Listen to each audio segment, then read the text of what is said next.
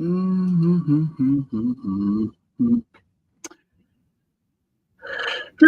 and welcome, ladies and gents. Good to see you all. Hope you're doing well. And yeah, welcome in another Saturday. So, hello, Mr. Steve. So, let's grab something. Finally, with kind of access to my upper bench, what is awesome. I still got like tons of stuff in front of me, but I can come quite close. That's acceptable. Hope the audio and everything is going as used to. And yeah, so ladies and gents, let's chat as usual. And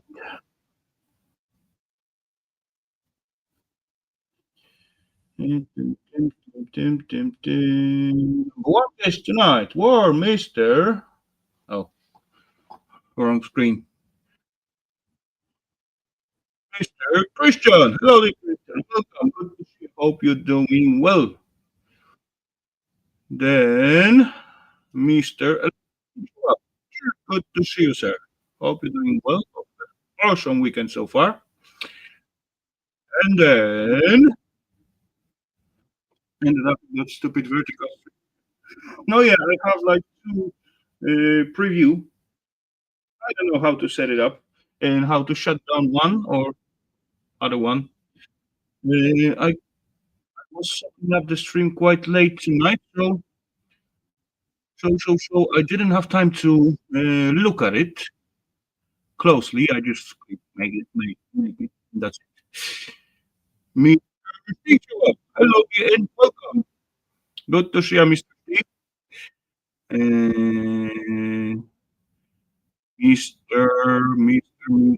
Mr. Ian. Hello, the Mr. Ian. Welcome. Hello, Space Station. Hello, Earth. Mm, um, Mr. Kevin, show up. Hello, the Mr. Kevin. Welcome. Uh, and so far, as I look at the chat, that's all the guests. So, welcome, gents. I could clearly said, welcome, gents. Ladies join us yet, but oh well, that's gonna change. I hope. Um, oh, okay. I got this thing all the way down. This thing working. This thing working. So, what do we gonna scrap tonight? An old dinosaur, not elephant, dinosaur. Camera. Okay. Boom, boom, boom. There we go. That's an old bugger. And actually, it was standing in by the my cave down there. And it stands so long time, then it's turned like one color. I did swipe it with little brush, but you can clearly see by the webs and by the sun. It was standing there long time. How the steps going coming on? Oh, awesome! It's going awesome. You will see, probably Tuesday. I believe I got two, like, yesterday. I just sit down and create like two videos about the stairs. So they are already uploaded to YouTube. So there are gonna be some videos. Okay, that's gonna be a video. Yeah, old flat screen. You see, it is flat screen. It is straight. It's not bulgy. It's not round. It is flat screen, but CRT. CRT, but flat. Yeah, I don't know where I get it from. Compact V720.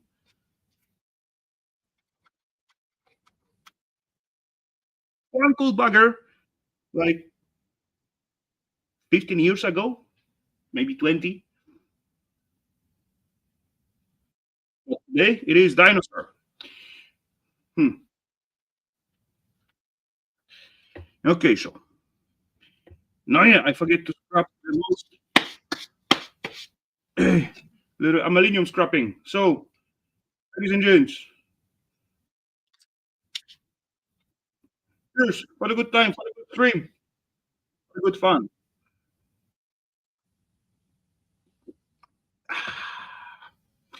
Also, so how are we gonna get into this bugger? As far it's quite bulky, so I will be like quite happy to get rid of it. Oh, I, I clean up a little bit because the bench was like a pile of stuff on it. Okay, so I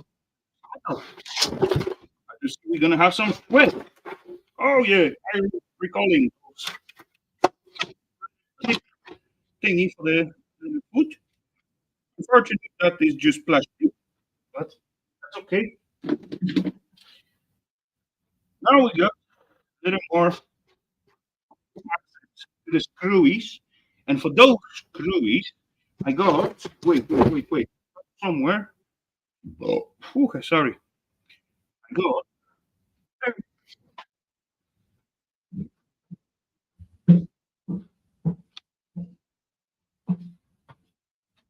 there it is.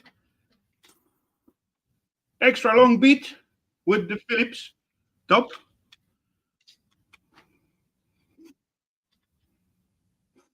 Mm. Four screwies take back off.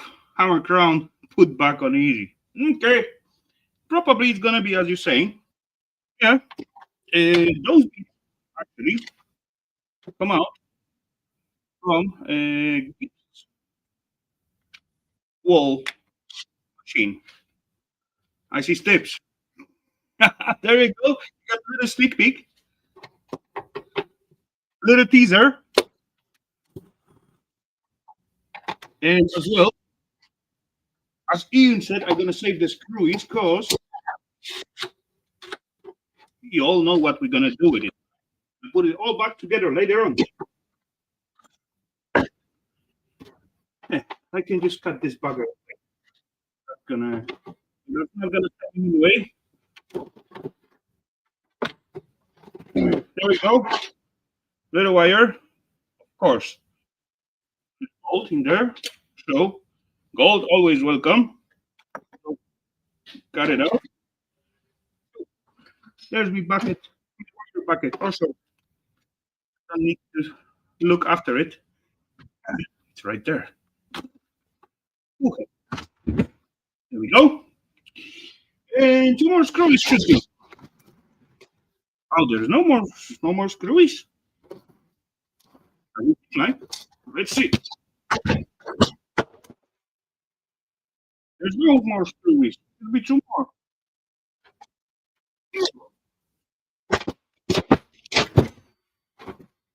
They do it cheap. Okay, I need flatty. That will do. That will do. There's like little gap.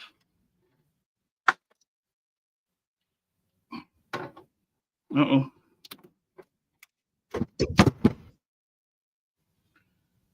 I was close to. Sweat.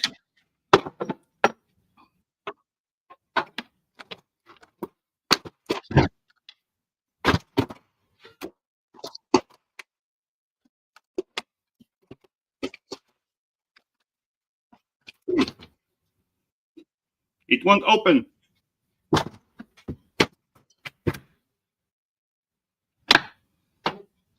You might flatty too big.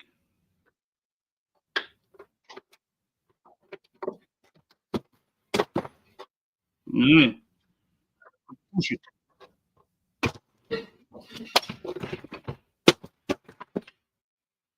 And the big plate of stainless coming on my head, my legs. There we go.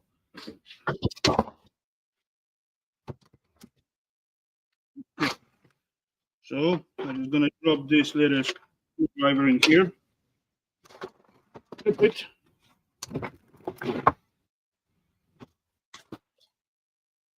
There we go. Now we're talking. Okay, so that big plastic thingy. Oh, I broke off plastic. Oops. But we got another shoe all over.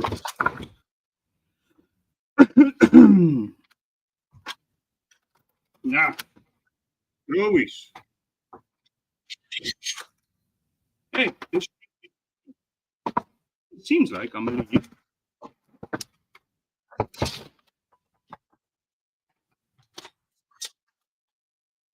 yeah one screw on.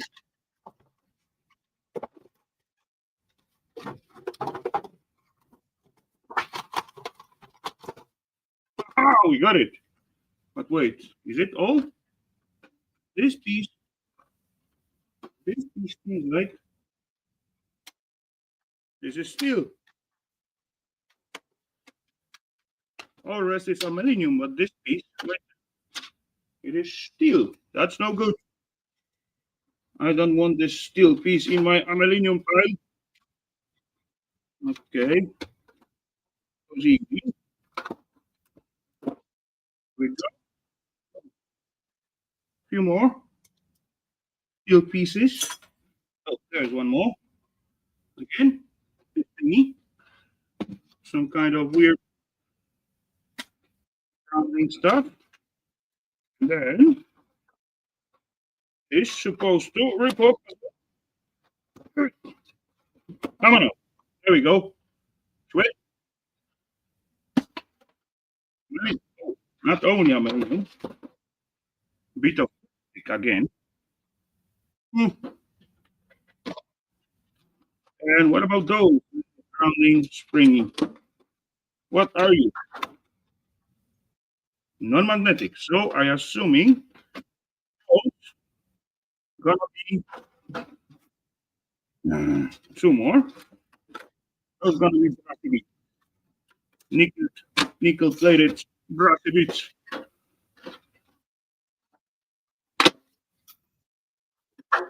Okay, got it. Same thing. Yeah, there you go.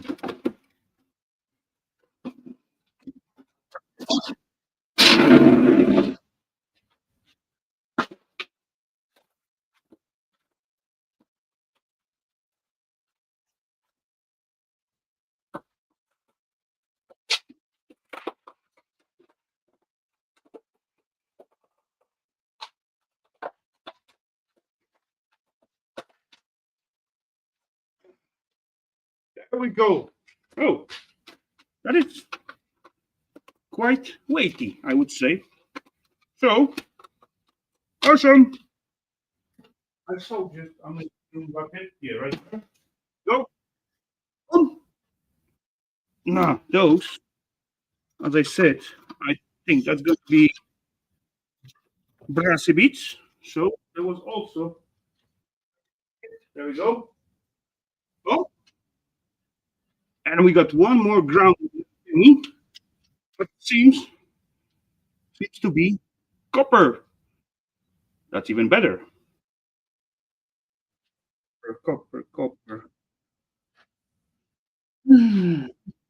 Somewhere. Okay, I just dropped it here for now. There's also a box with copper. And then some pluggies.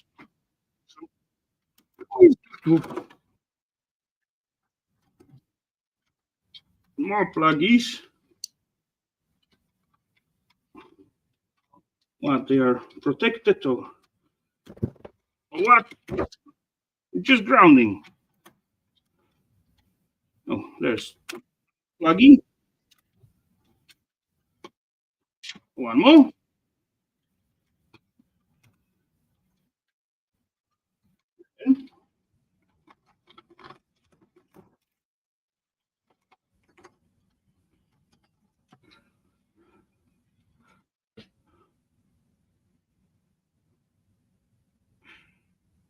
I don't know this, but your voice cuts in and out.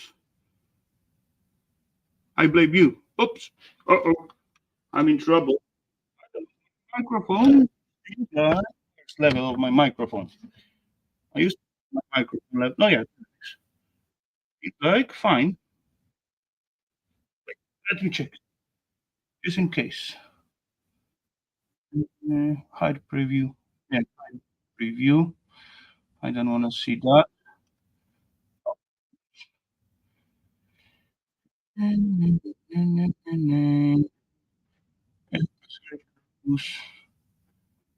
Background noise. I just. What about now?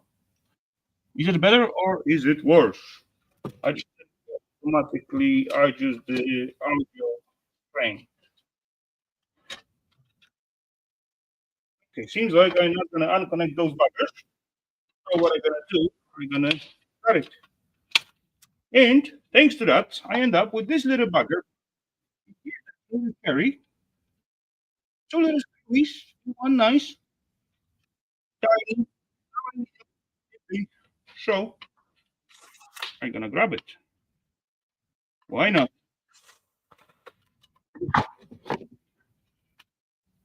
Oh, got it. One little section aluminum heatsink to the collection. And then this thing is supposed to open up quite easy, kind of. Piece of shred. And then we got piece of board. Piece of board what is soldered to those metal frame. Hmm.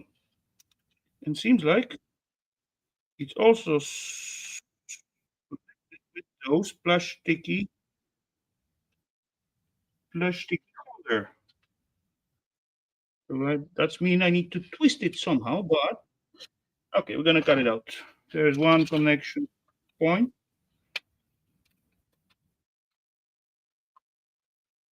If I can drop my right.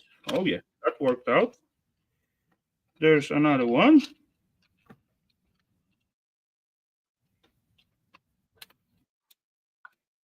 Okay, got it. Two more on the other side.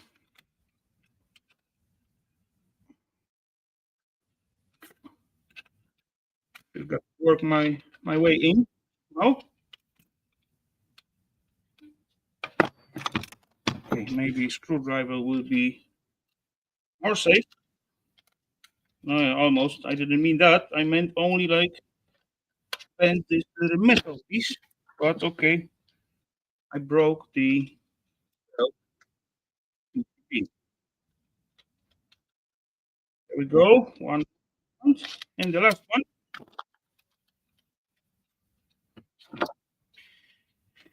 And the last one.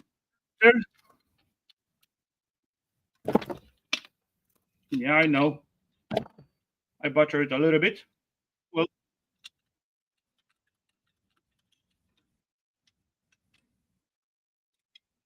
sweat. And the self PCB with on nice Samsung IC chip. That's kind of cool. Few little wires.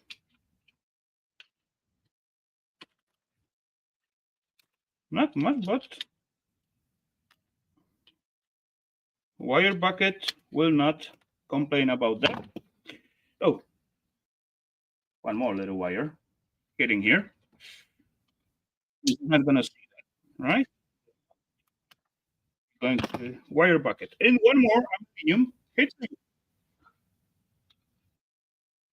Another IC chip.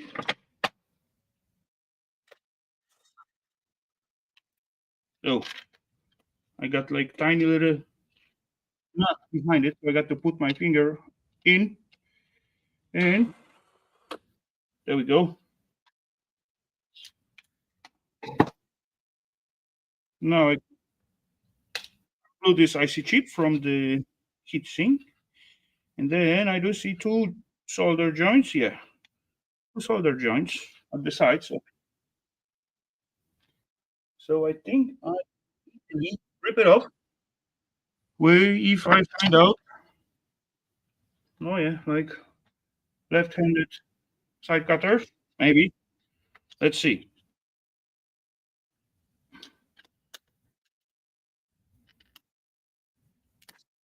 Uh-oh. I rip off a piece of aluminium. There we go. Ah, there's more than two. No. There we go. Nice and clean aluminium. Just left out on the cell circuitry. So what left to do is rip off my C chip, like so, and drop it to the top later, and cut away this little bugger.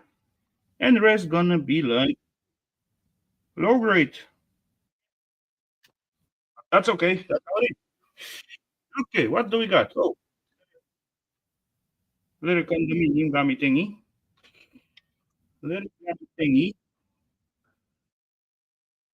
Little wires. Little ferrite.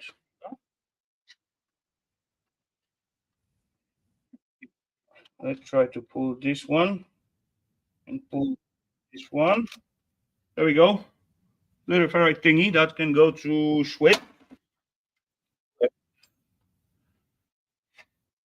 Getting warm. Anyway, what do I got in here? 12 degrees, so not bad at all. As far as I recall, little, little thingy are non-magnetic, but screwy is so, and stainless. And then this thing is supposed to come out quite easy, like so. There's also some little magnets in there, so that can end up to the sweat. Oh, one more. Uh-oh.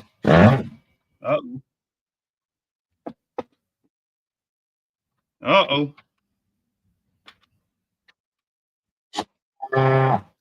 Uh-oh. No good. Hmm. We got a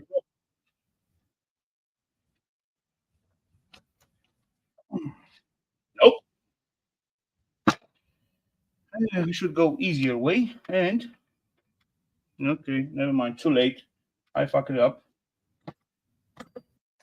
And plier. Um, plier here. I should. I'm pretty sure I got at least one or two pair somewhere. What about this? Oh, it's not gonna fit. What about this thingy? What is it? 8 millimeter. It's also covered with some kind of glue.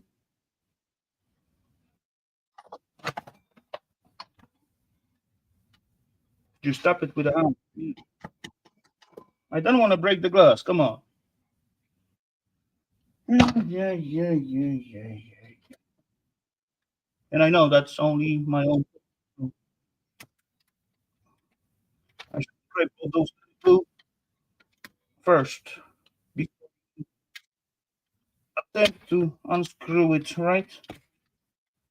Yeah, that's what's happening when you try to do things like yesterday. And my knife broke off.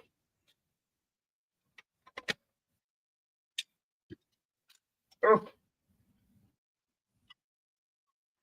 let's try again. Oh crap! 8 mm is too big. Do we have something smaller? Oh, I got 10. I got 10 milli spanner. Put it there. And this thing is supposed to be like smaller than 8. No, that's too.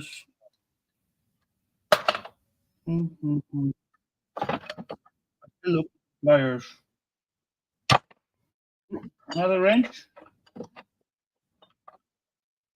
No, that's not gonna work.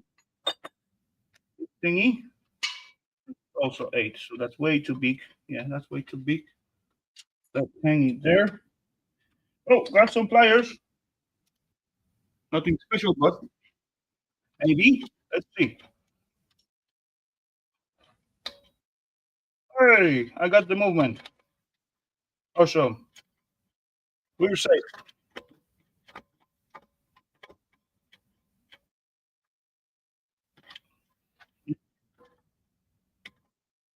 You should be loose enough to move. Come on. What are you, glued or what?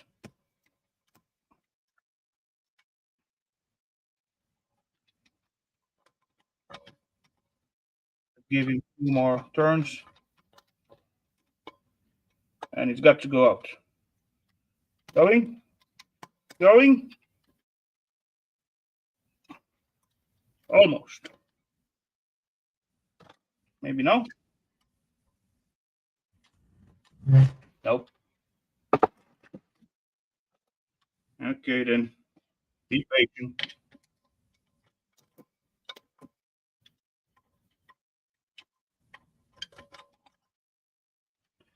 Now it's got to go. Coming.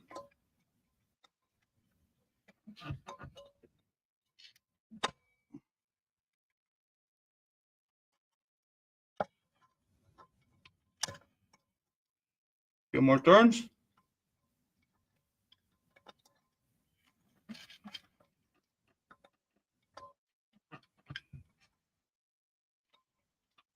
Oh, come on, little bugger. Cooperate.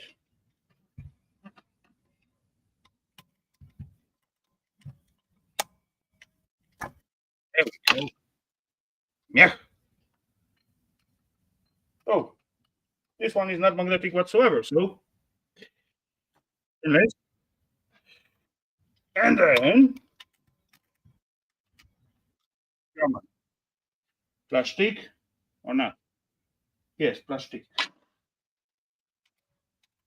And then, more plastic.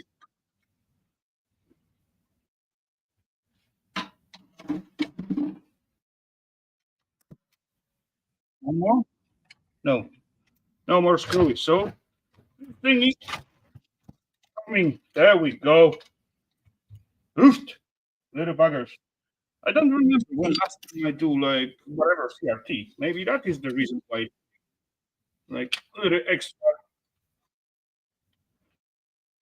Step. But oh well. Tell me, peeps, when last time have you done CRT?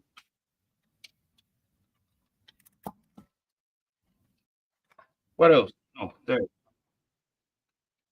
Oh, the heart of the CRT. Okay. So we got our PCB to fish out. Okay, wire, the Gaussian cable, and and more wires. Okay, how are we gonna take out the circuitry? What holding? Probably something like that. Somewhere. Somewhere very easy to access when you know where it is, probably. Hello, Mr. Irish.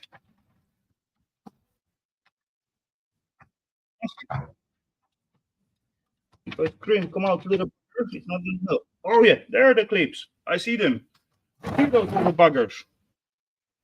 So I believe if I just do like so, or this side, and here, this bugger come out like so. But I didn't cut one wire. So do it quickly. Oh, snip. Holy crap, holy, there's one more tiny little circuitry inside there. This one look okay. So I'm a little plastic. I'm gonna leave it. Okay. To finish out the board, I do see so far two. There's one more. 3. Oh, one more. And one in here as well. And then. Seems like we are free. Only seems like we are not free. There's one more hidden under this little plasticky thingy for switch. On and off switch. At this point, this thingy coming out, what is plastic? Hello, Mr. John, that's you, sir. Okay. And then, right, almost.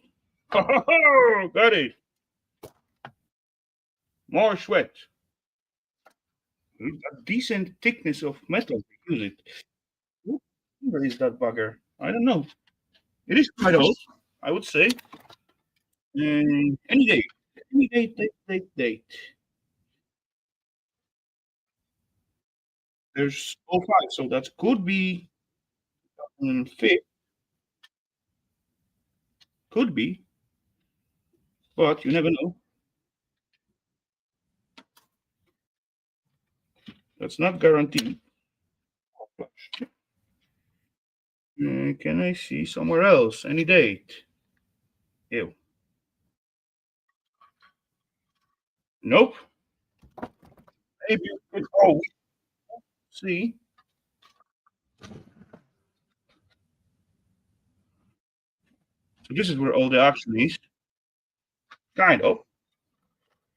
Okay, but we're supposed to have date on the self screen. I do see Chinese markings.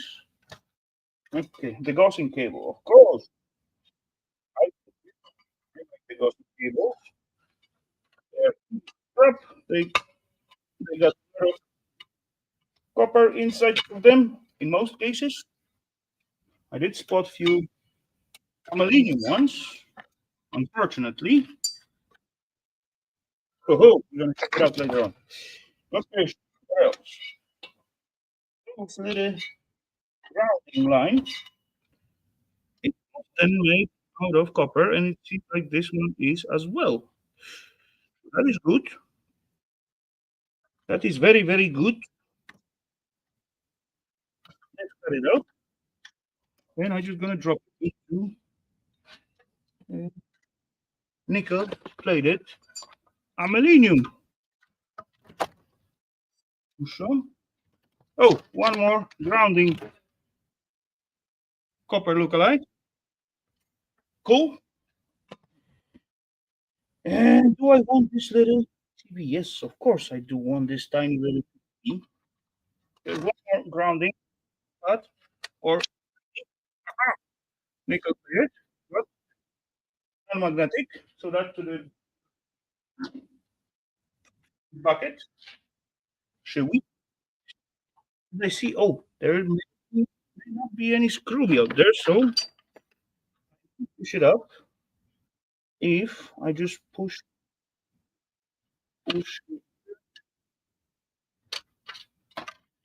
one out, push here. I got it, ladies and gentlemen. Nothing extraordinary on this little board or little tactical switch.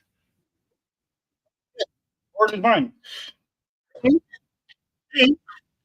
of plastic. Let's go to the pluggies. Yes, let's go to the pluggies. Boom! TTT bugger. So, as always,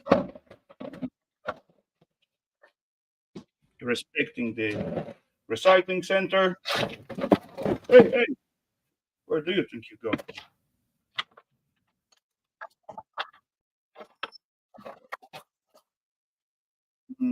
Two screws.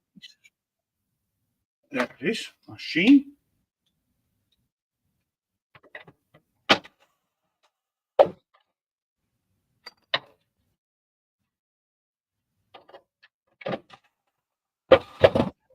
Awesome. So now let's go to the recycling center, like so. Look at him, right? Wait. No, cannot. I could this one, but for this, I would need those metal plates that was being here. Or, or, I got a tape.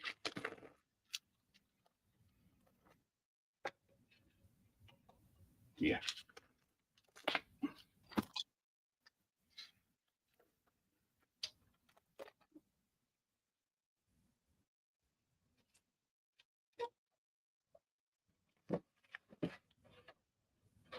There we go.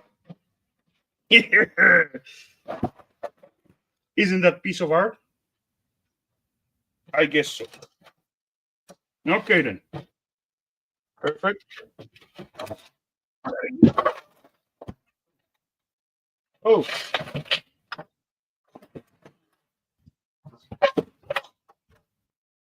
now it's opening as well in the here. Okay, one more piece of tape will do the job.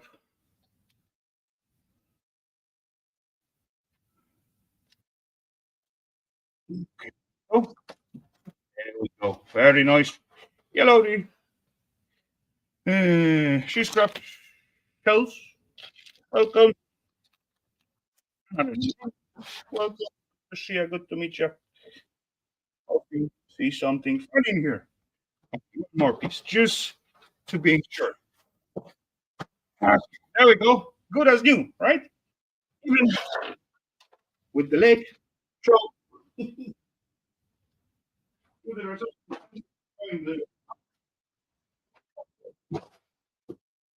here, next to the door.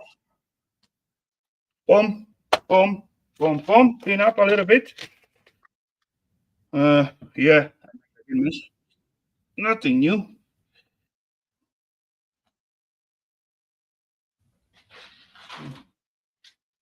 Boom. Okay, so what we're gonna check? Uh, the gassing cable. What do we got? Is that gonna be uh, our favorite, or if that's gonna be medium? So quick check.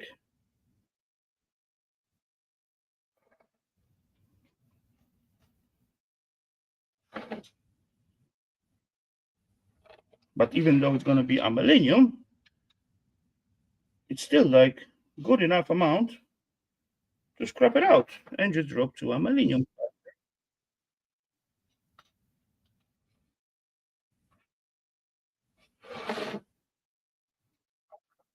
Weight wise, there you go all the way around. Oh, it's Capoli. Yeah, weight wise, it is. It's quite heavy. So find out the spot and unglue the insulation. That's quite easy. But yeah, I would say I got much more practice with those buggers earlier. I haven't, as I said, I do not last time on CRT. Yeah, coming. And those buggers, as I recalling, they always go nicely only one way. When I begin to feel from this way, it's like it's gonna like open up every line as we do insulation. Now to the connector point, and it's ripped off. Let's see. Be gentle. Yeah, that's what I'm saying.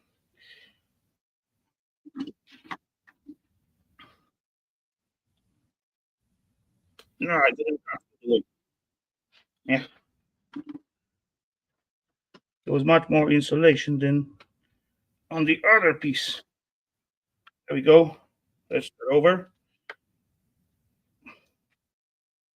Fine. Oh, I left two tiny bits of copper.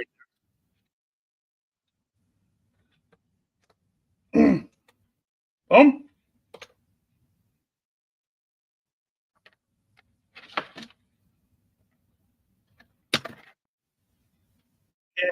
Yeah. I know, Kevin. I know.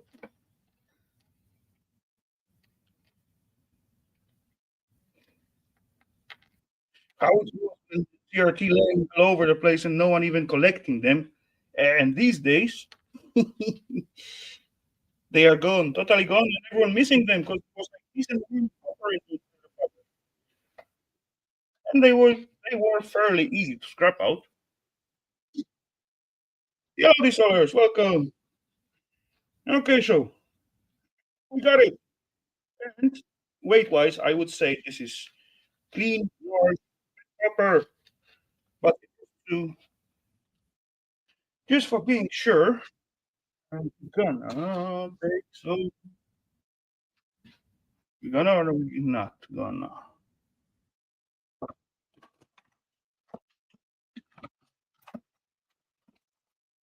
They were laying a file in here somewhere. Not so long time ago. Earlier on, it was hanging in here on this little piece of screw sticking out, but it's not there. So that's laying on the bench. And as I'm looking on the bench, I see no file in here. No good. That's very. Oh, there it is. Got this little bugger hiding from me. Let's see. Oh, oh, piece of wire. Sneak out. I'm going to copper, little bugger. Going to wire. There's the wire. And just to make sure. Oh, yeah. Oh, yeah. No whiteness whatsoever in this little fella. So, awesomeness. Perfection. Copper score. Here's me copper. There's me copper. Enough. And there's even more copper in here. Those plastic is brutal and crunchy. So that's like two coils. Very easy to take apart. Got two more coils. Very easy to take apart. We got like two decent coils. In this case, it's not even covered with so much shit. And we got two more coils in here. Awesomeness. So, and normally there's like one little clip. There's the second little clip, and there's supposed to be like more on the opposite side. If I'm recalling right. Oh, oh, oh, oh! I forgot about the coil was running around here. That's another little coil. Let's deal with it.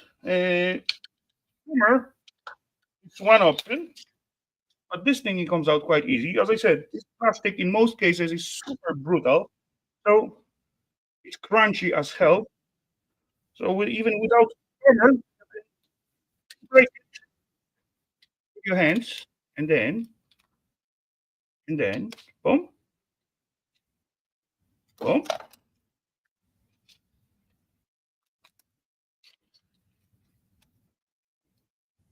boom. How nice, how nice and sexy. How easy was that? Boom. There we go. How do I look? Perfect. Okay, two plastic pieces with one tiny M&Ms. Why not? Mm, plastic. And then we're gonna grab our little circuitry out from here because we can. So why not? Snip, clip, up, and boom, and boom, and one more cut, and a little bit on this side, and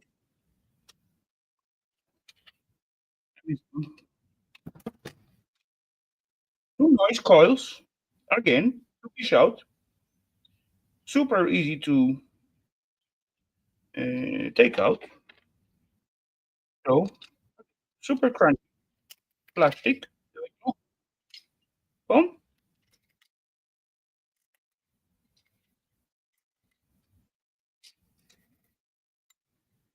Nice. Half of one coil. It's actually not one little wire. It's like, yeah, bended wires, like line. One little thingy. Boom. Yeah, not much, but it's add up. And there's still like half of it left. Don't get many yolks these days. Yes, exactly. That's why I bring up this bugger to the bench tonight. Of course, I have it for years. And honestly, I forget what was inside this bugger. But yeah, there's good stuff in there. Boom. Second piece. And MPT coils with a little ferrite in it, so you can drop it this way. There we go. Another little section. And we got another one. This time we got like full piece of lead. Do I want to break it? Maybe. There we go.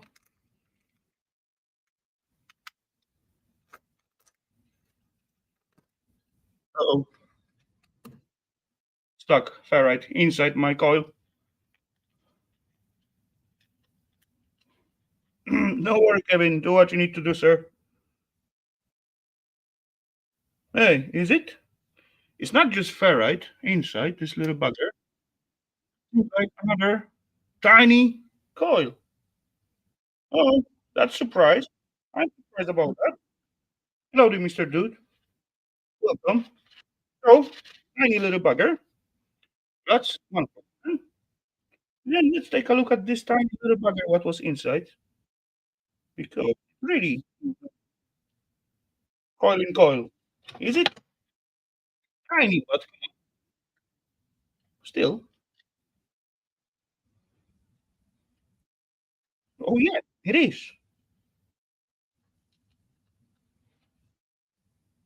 It is tiny little coil. Should we? Okay. And let's see. Can I unwind? No, I'm supposed to start from this side. Oh, impressive.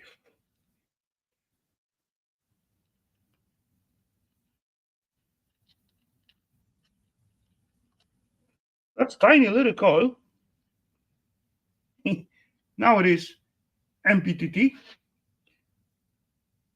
Yes, it is.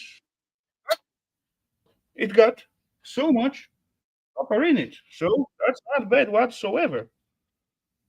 Huh. So we got one more. It also seems like it is like coil in this little fella. So that is sweet. That is sweet. So when last time have you seen a CRT monitor on the YouTube video? That's got to be a good while. Another one. Perfect. And, and let's fish out this tiny little bugger.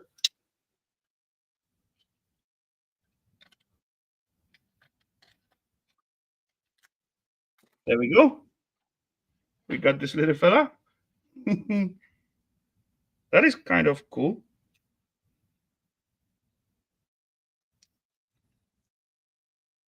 Boom. And then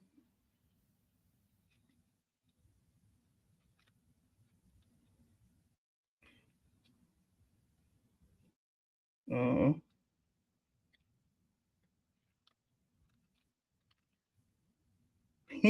I got it. So there we go, ladies and gents. Coin in the coin. Hey, what's happening here? And this happened. I believe I catch my hoodie with this one sharp piece. Yeah, again, awesomeness. Let's fall down. Tiny piece of wire with the cloggy. If wire go there. Good. Cheers, peeps.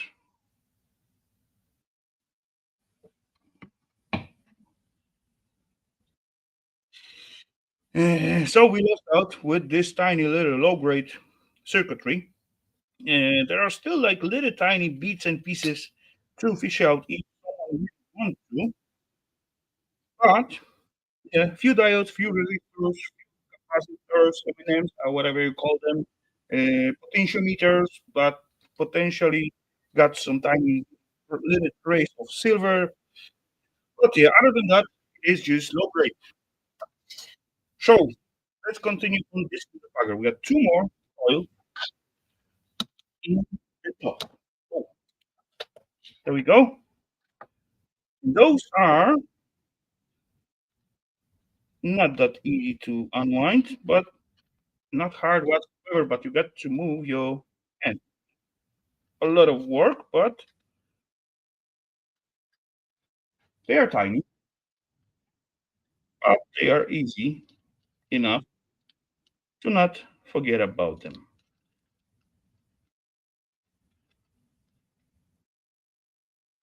Okay, how much does it take? In seconds? Maybe 20?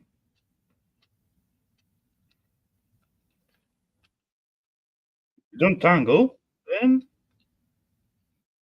it's even faster, like I did. But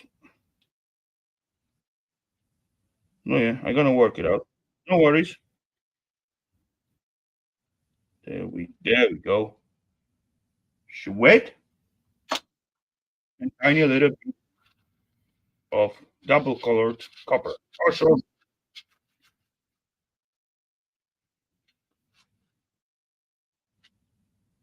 boom. Okay, we got one more tiny one coming like so.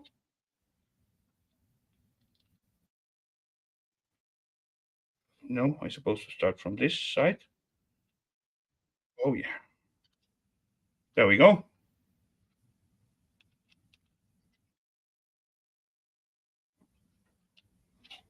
Coming out, coming out. Oh. Okay, I thought I'm in trouble, but no.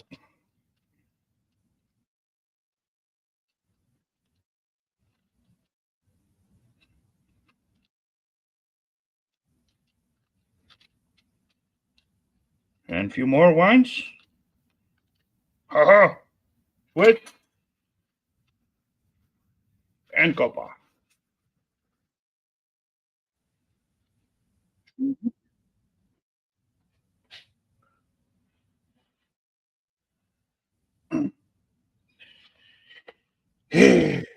Okay, so we got main cores. Two biggest coils in this little bugger. So there's like one little clip, metal clip on those little ferrite thingy. And boom, right on the other side, there's a little clip.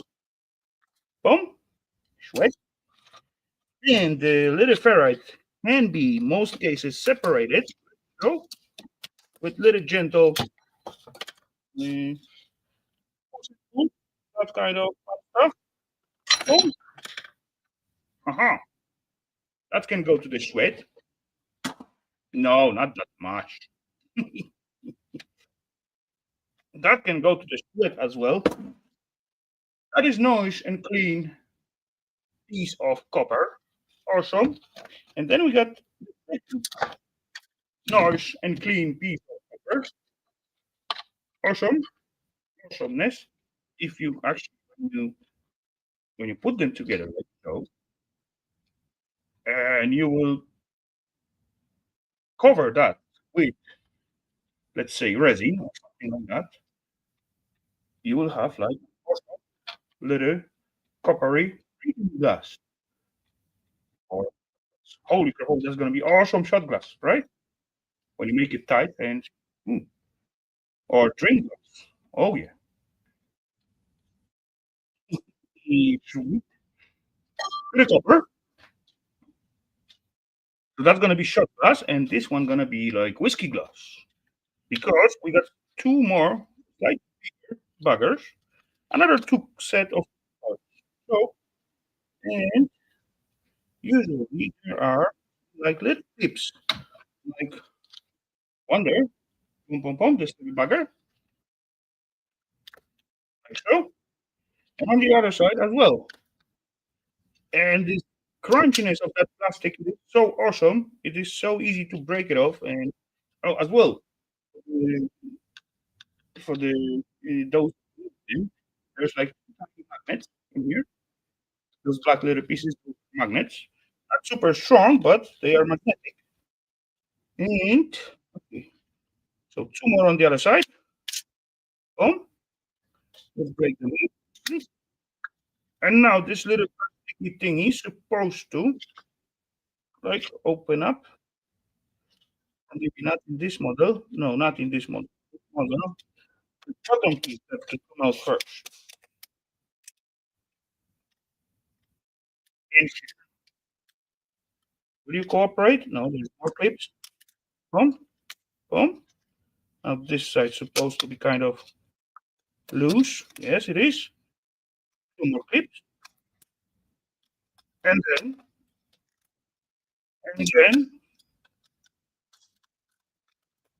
coming more plastic. Then we got like tiny little channels, what are also holding us a little bit. But if I unwind this little bugger, like so, there's one more. Boom, boom. Now this thing is supposed to open up. Will you open up? Seems like it will. There we go. More plastic. Really? And more plastic. And we got another little drinking glass, whiskey glass. Yeah, if we clean it up from those, not really necessary to clean it up from those little plastic thingy, but it will look much better.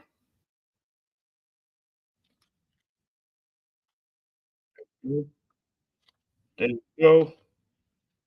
Something like that. Boom, boom, boom, boom, boom.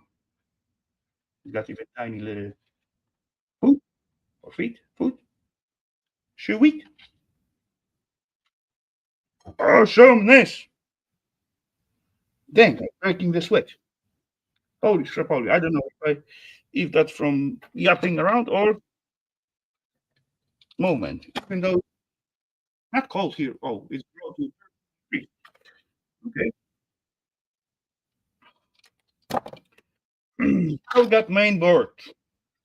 What do we got on the main board? Decent amount of wires. So that's definitely one plus. Those quickly and drop it into the wire bucket. I think I'm gonna rip it off. This little plasticky, or I'm gonna just cut it out. Or maybe not. Yeah, I do. There we go. Snip, clip, snap.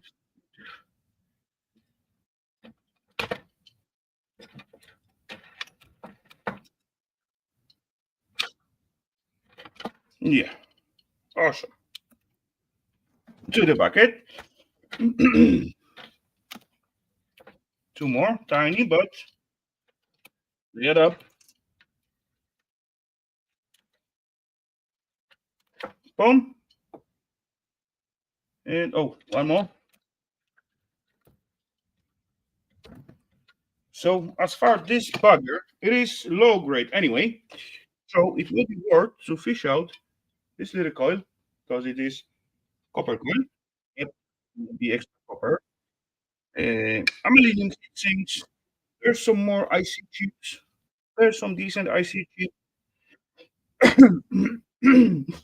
smaller, smaller aluminium coils. Oh wait, this one maybe even. Oh, it's aluminum. Maybe not. Yeah. And there is one more, much thicker aluminium heatsink.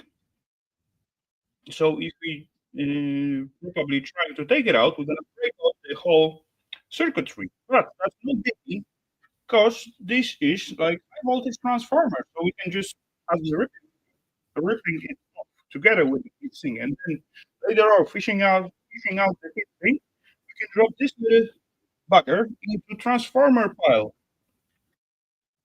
And there's one more good looking and easy to unwind coin next to it. See? Can you see that, Ian? That's something what Mr. Ian likes a lot. And yeah, few MOSFETs, few caps, few transistors. Oh, even one crystal. No jumpers though. Oh well. Okay, so ladies and gents, that's what we got. Called 13 screen. That was a little throwback for me. As I said earlier, I have no idea when last time I dosed those buggers. But yeah, I do enjoy this one, and I really have to get rid of it because it's taking a lot of space, and it does stay on my cave like I don't know how many years, many, many, many, many. So, oh, I don't know. Last time I throw up the video that you put, then I have like a little flood in my cave.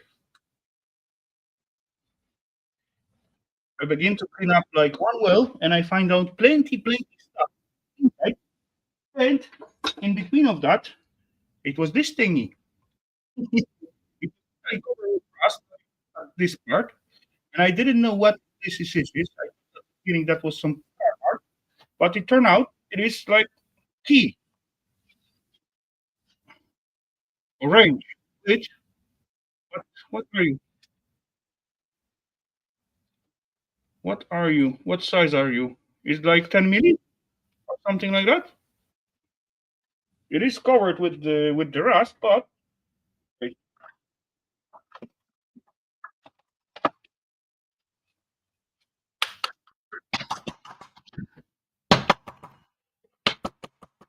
that is cleanable.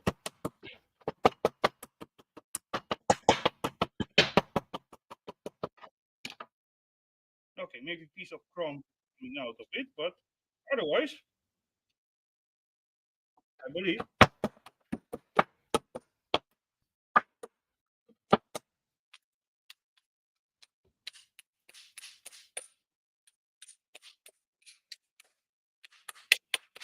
I don't know how many years those bugger laying in that well. Size wise, what are you? Beta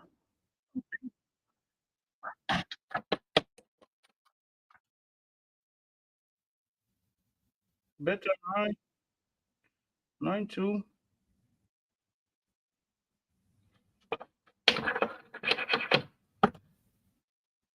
OA.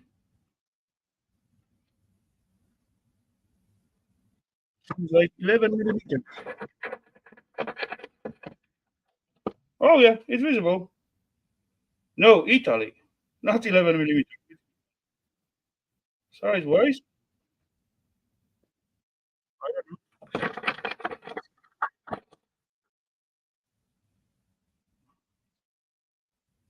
12 millimeters. There's big 12, little number. And look, it's still moving.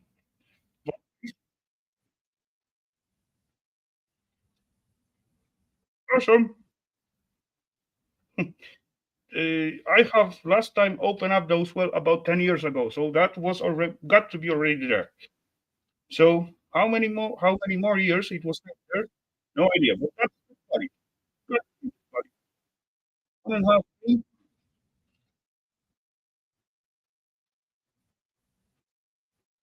I don't know. A 920/25. I don't know what that means. Oh yeah, that's like little thing. So, ladies and gentlemen, we're a little bit over than 1 hour. So I believe that's gonna be end of the show. I'm gonna move my butt into the bottom cave, and we're gonna take it from there, I guess.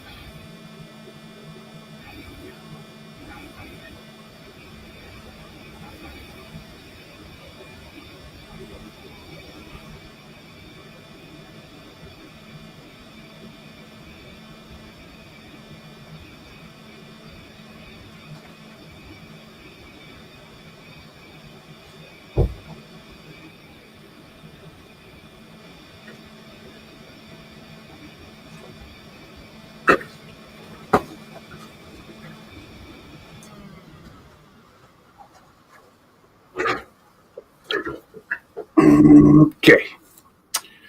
So,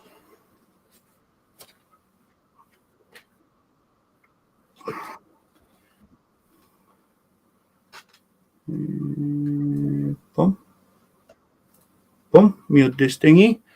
This thingy working. Okay, get rid of this stuff. Which one am I? Boom. And and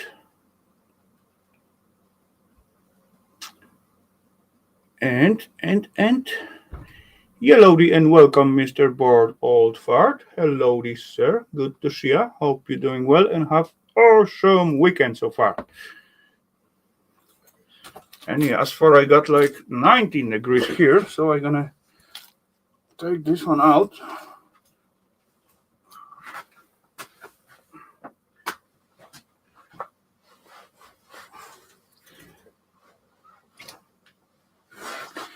I can always wear it later on when I need to.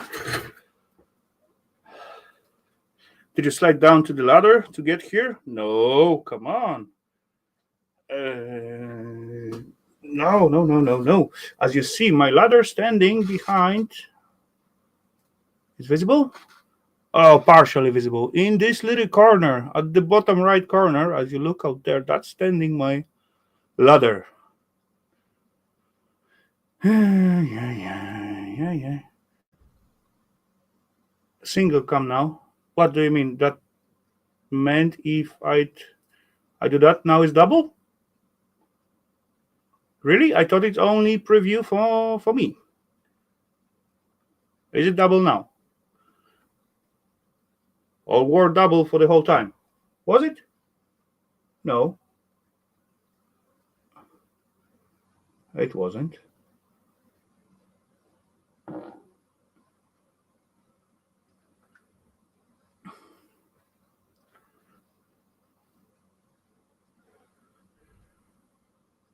Hide it. Yeah, the preview of vertical broadcast. Yeah, I can hide it, but I'm pretty sure that's only for myself. I can do double cam like show, but yeah, depend on where I'm sitting, I'm putting this or the other cam. Yeah, never mind. Okay then.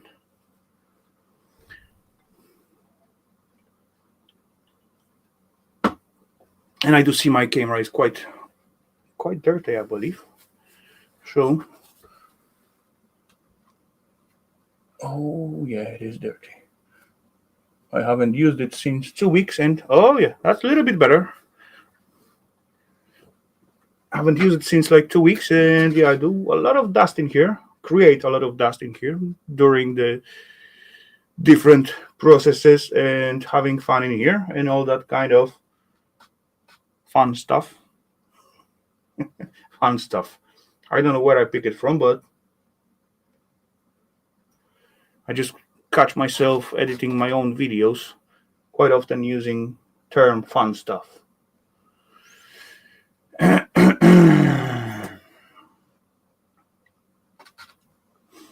But yeah, about the sliding down to the cave, I still got like at least 2 more videos to put out.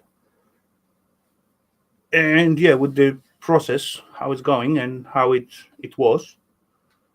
So be aware, they're gonna come. They're not gonna be super long, but yeah, I believe one got like 6 minutes. Second one got a little more, about. Wait, I can check, right? I can easily check. Hello there, Mr. Nicky. Welcome. YouTube Studio. Oofed.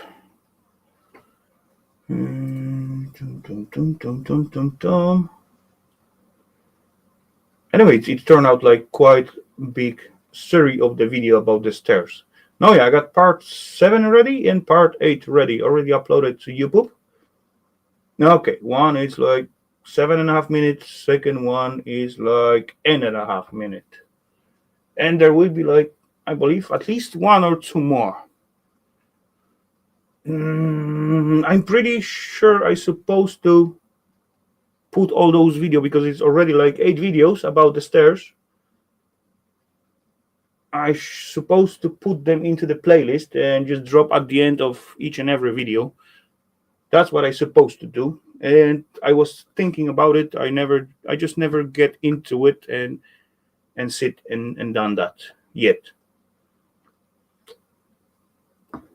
Even though my videos got like quite low view counts, and there's still like a very big difference between each and every one.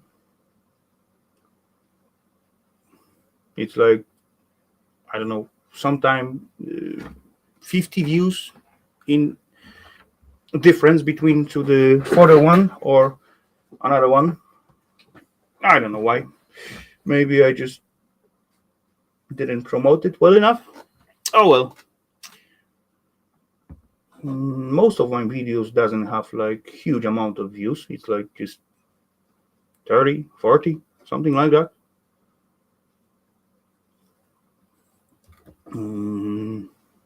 My stream is around like 100 views normally, so that's not a lot. Shorts doing a little bit better, but yeah, shorts are shorts, so not much you can do at the shorts. Not much to show. Oh yeah, why are just sitting and yapping if I can invite someone? Yeah, how it? Oh yeah, there it is. And copy this thingy, and let's see if someone gonna click the link tonight or not. And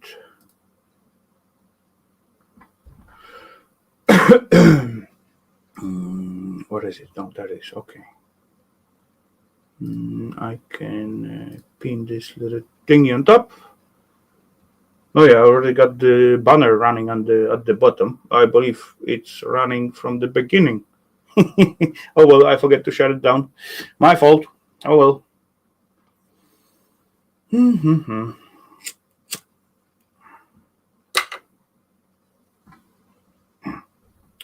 So peeps, how do you like it? The CRT little scrap out? Because yeah, as I said, that's remind me a lot. Bring back the old days when it was like tons of CRTs all over. Every corner there is standing like one CRT.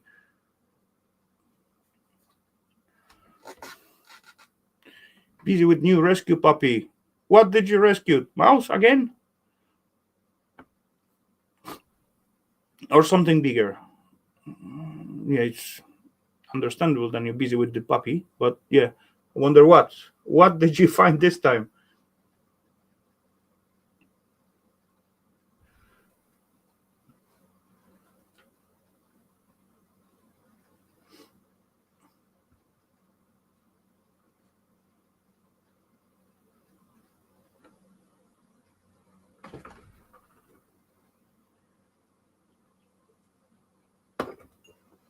I haven't found any puppies last time, but I did find one human last time. I helped out. The lady got like this thingy with the sugar, diabetes, and she got the attack like, I don't know, 20 steps from her own door, and she just sit at the chair and like actually losing contact and all that kind of stuff. So yeah, I spot her once when she was like kind of okay. I went to the shop, come back, and still seeing her sitting there. So I asked if everything is okay and all that kind of stuff. Then she said no, and the whole thing is start up. So yeah, call for help. They come, help her out, and yeah, everything end up in positive way. So that's good. Oofed. Oh yeah, I break the sweat even through the hoodie. Holy crap! Holy.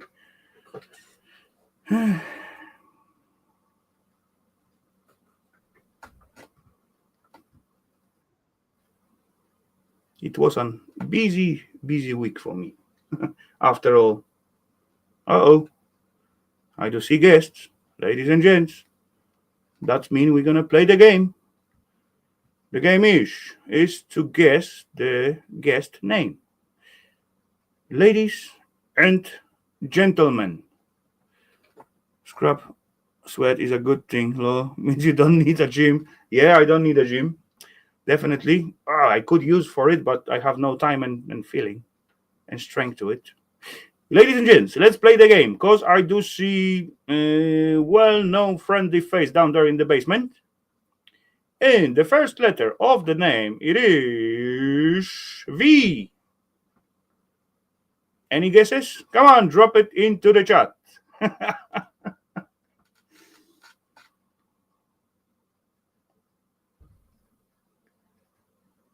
Is there anyone in the chat? It seems like we got 13 peeps.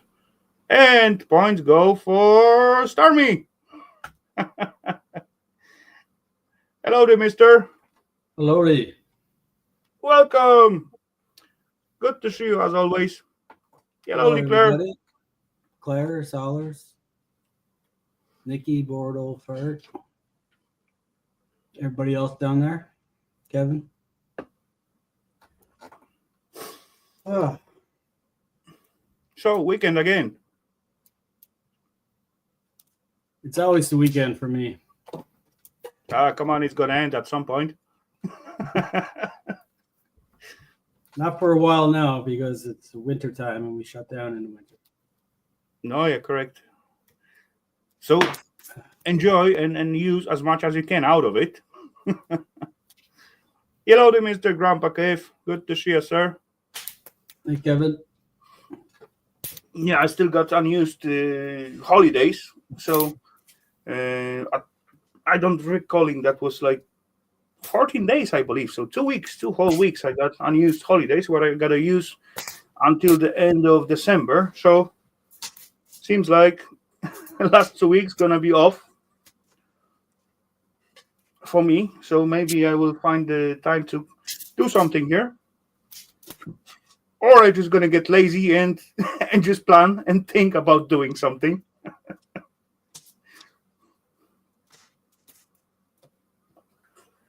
But yeah, we will see what comes out. Every time when I got holidays, I plan so many stuff, then get lazy, and yeah, at the almost end of it, I realizing, hey, I could do so much, and again get like pissed off because I waste so much time. But resting is also important thing, right? You got to rest sometime.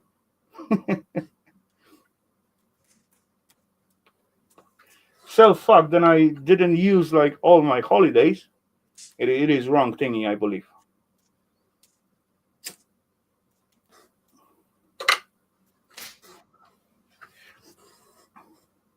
How I get dirty? I got gloves on. Is it?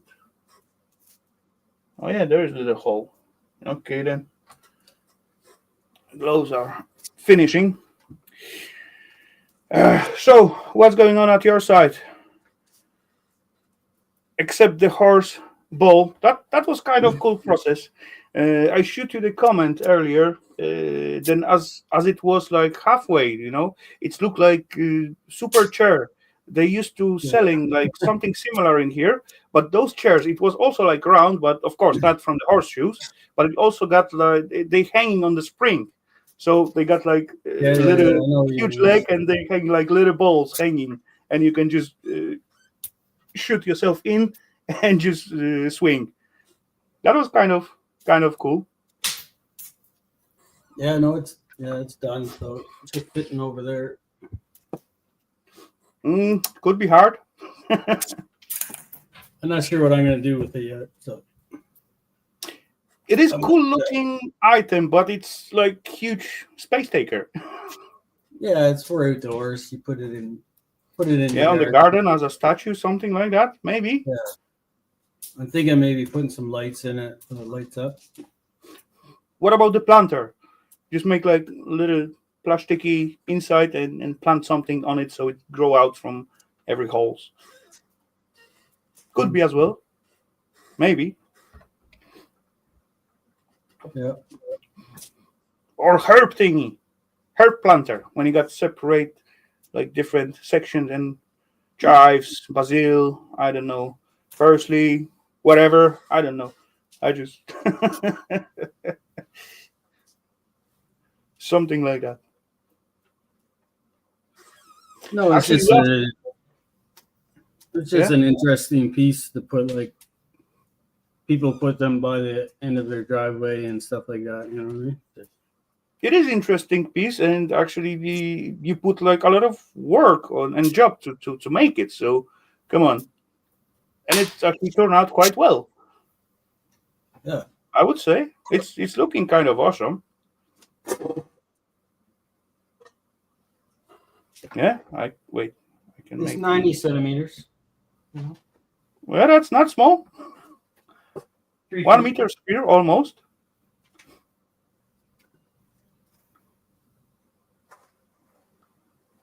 But I gotta. Welcome back, Mr. Kevin. Lights to drop in. Okay. Got a bunch of old Christmas lights I might hang up in there and maybe decorate it for the winter. You're gonna. How are you gonna? Oh, sorry. How are you gonna secure it from the rust? As far you're gonna drop it outside? Yeah, we painted the first one I made.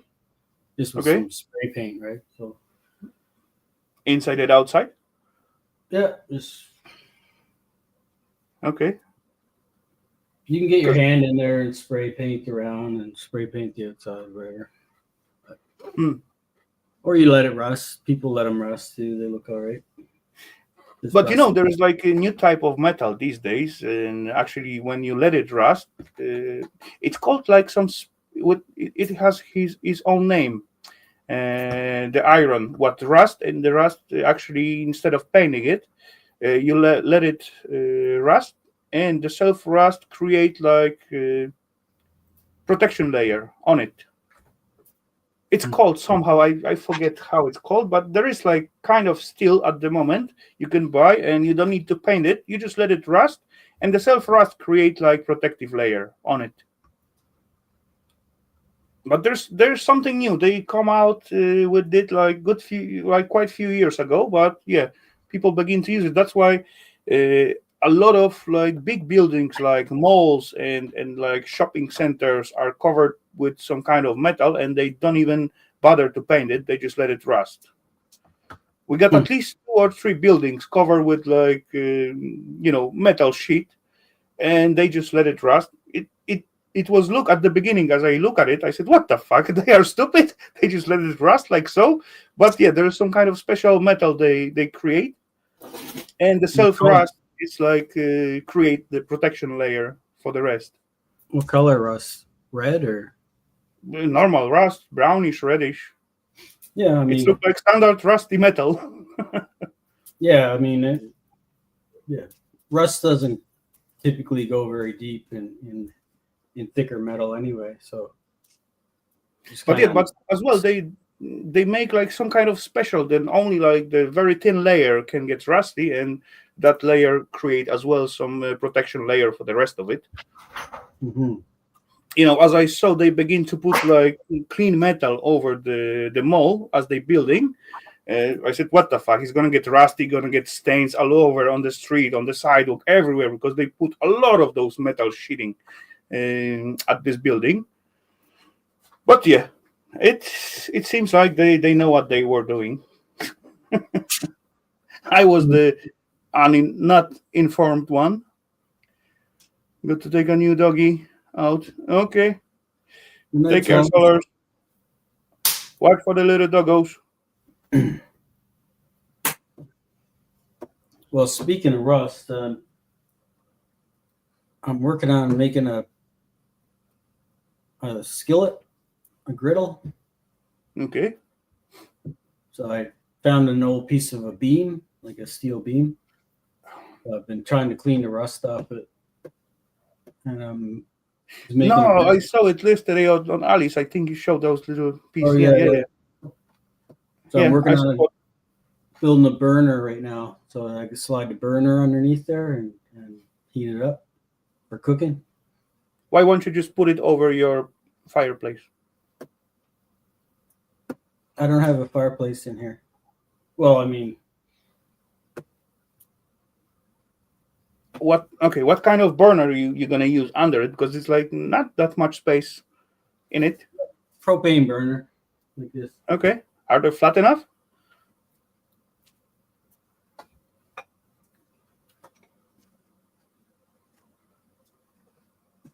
This is square. Okay, that's yeah. Yeah. Okay, that's kind of thingy. Okay, I get it. I get you.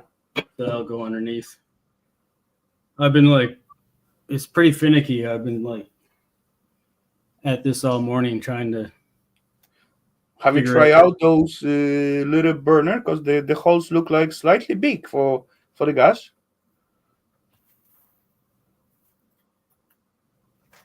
Yeah, I was trying to drill smaller holes, but I kept breaking the bit off. It's hard to drill so small, you know. You use pillow drill or just handhold? On a drill press. Okay. So that should not be should not be a big deal with like making like 2 meals or smaller than that. Oh well, maybe you just have bad bits. That's could be as well. I mean, it's a pretty fine bit, so, and it's a lot of holes. So, but that seems like 3 meals, at least for me, from that quick look. Am I right?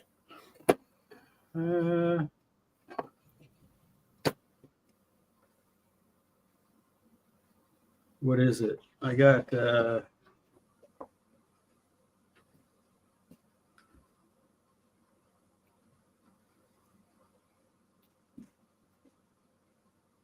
it's I use 3/32.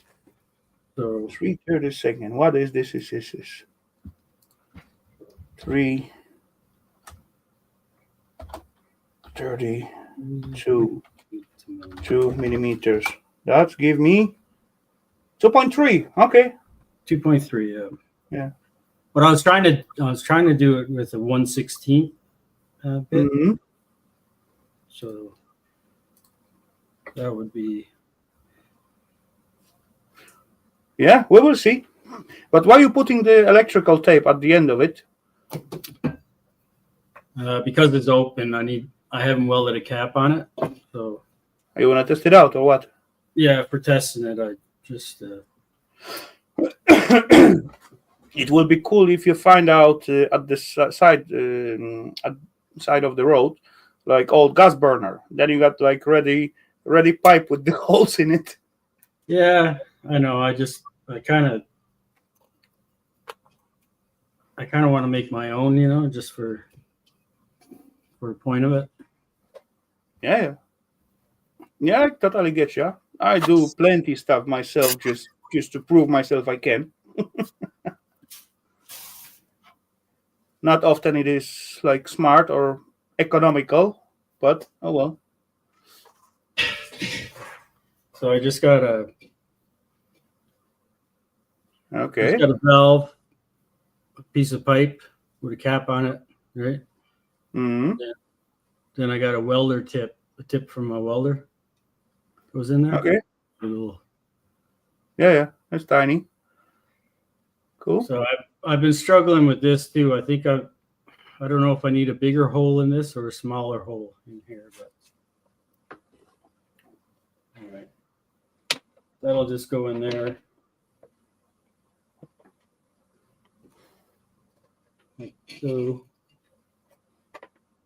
Ain't you got like lifted a little bit on one side so the gas can stay in the chamber instead of going back? I'm not really sure how gas burner work, so that's all what I asking and questioning is just like ideas what's coming into my head. So Yeah, no. don't take it like don't get it wrong because I have no idea how this thingy works. I'm just gonna clamp this down here so it doesn't take off on me. Okay.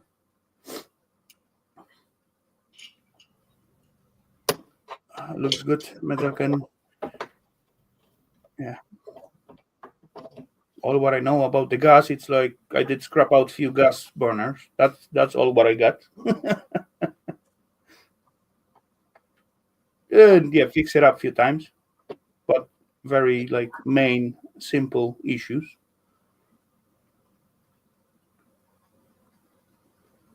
If it's coming to the gas, I used to call the guys and they come and fix it up or replace the heater.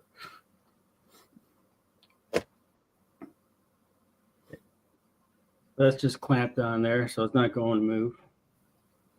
Okay. And this just is open on this end completely. It just needs to slide in front of this nozzle a little bit. Ain't the gas gonna leak backwards? Nope. Well, not. Hopefully it doesn't, but that's what I think. Maybe if you tilt it a little bit, those pipe, then the gas is like lighter than air, right? Or opposite? What is lighter, gas or air? Propane's heavier. Propane is heavier, so that's supposed to be tilted downwards, right? So it's always going to stay into the chamber. What you're just pumping it on. Once it lights, the flame creates a draft. Under pressure, yeah. And then the suck start pulling. Should be pulling air in from here. Yeah, that's correct.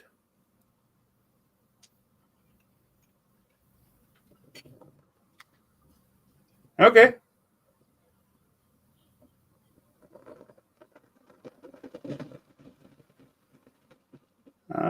There is not. No, yeah. It's kind of equal, actually, I would say. Almost. But the first few holes ain't burning.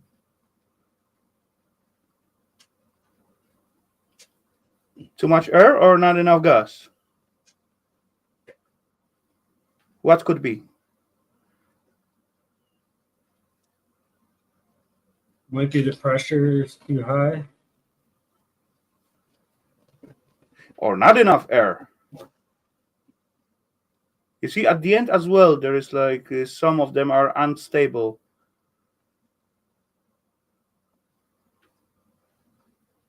Or maybe they just need to warm up. I don't know. But yeah, it's look cool. Looks awesome.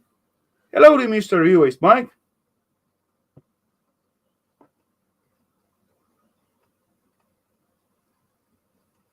Huh? Yeah, hey Mike. Interesting.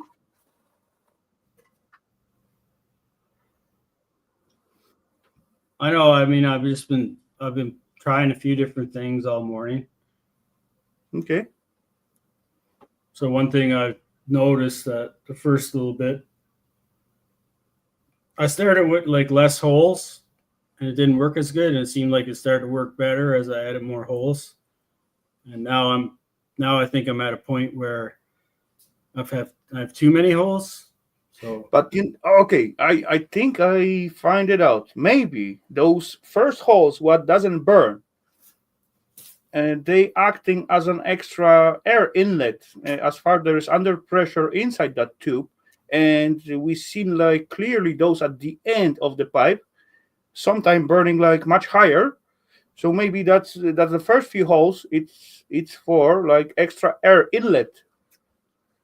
Because actually, when you think about it and you count the surface of the inlet of the pipe, it will basically fit to those holes you make what burning. Are you with me? You know what I mean? like this opening, yeah. Then you cannot have like more surface burning than the self inlet of the air. Yeah, I mean, I've been playing with it, and like I say, That's just my idea. What it seems like I'm not saying it's like correct or something like that, but yeah, that's logically what come into my mind. well, that's why I'm just trying to like. I've been tinkering with it, and once I get, You know what, you can make like experiment if you close up a few of the last holes, exactly same amount what doesn't burn at the front, and then see if those gonna fire up. That's gonna confirm then air theory, I believe. yeah, I just closed a few holes on the front here. Hmm. Try this, and then I can start closing them from the back.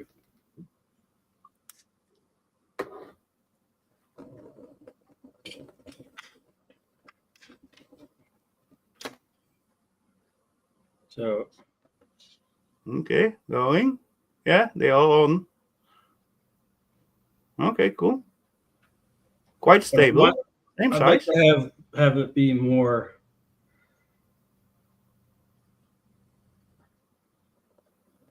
See, if I turn the pressure up too high, Yeah.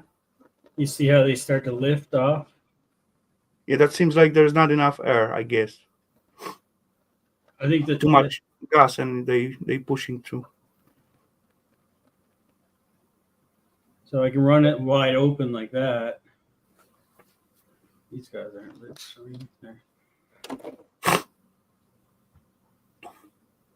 I mean, that's quite a bit of heat there for sure.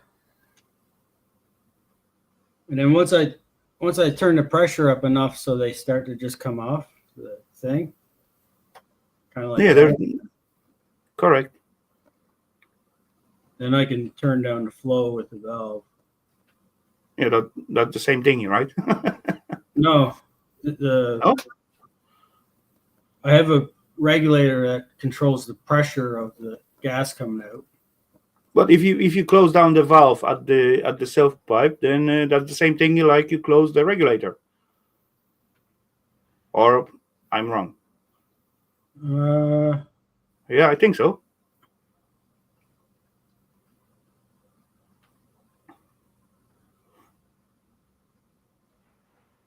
Maybe, but anyway, it's easier to.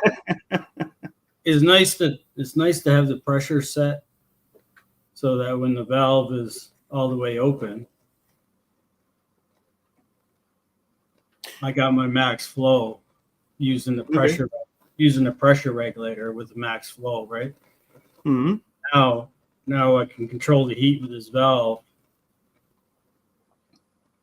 But you're basically reducing the flow. Yeah, so now I can turn it down fairly low. See, Okay. now it's just barely on. Question: what will happen if you block of air by the inlet? It'll probably Kevin get the flames will probably get pretty yellow. Oop, there's a.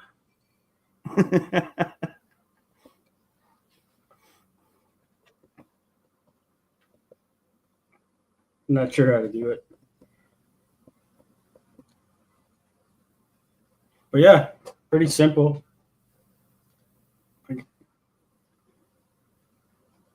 So I can turn it down low. for grilling, and I can have it up high for like preheating the skillet. Right? I want to preheat my skillet, crank her up, and then when I go to cook, Okay. Yeah, it's gonna take a while you can turn her before down. you heat up such a big piece of steel. Yeah, it's a lot of metal to heat up. So, but that's pretty good. It's working, so it's burning, giving up the heat. You got like a CO2 sensor or thingy in your garage? No. You should get one.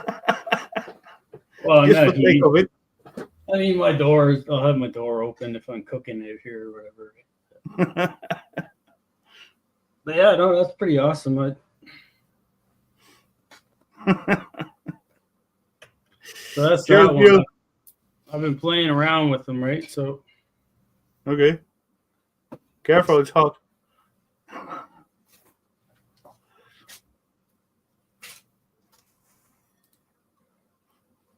yeah. Anyway, So we got more of them. no, they're kind of. I started with one, but I don't know. Whatever. Kind of fuck it up. It was pretty Oh, well. simple. It's pretty simple, right? It's just a fucking just a burn tube and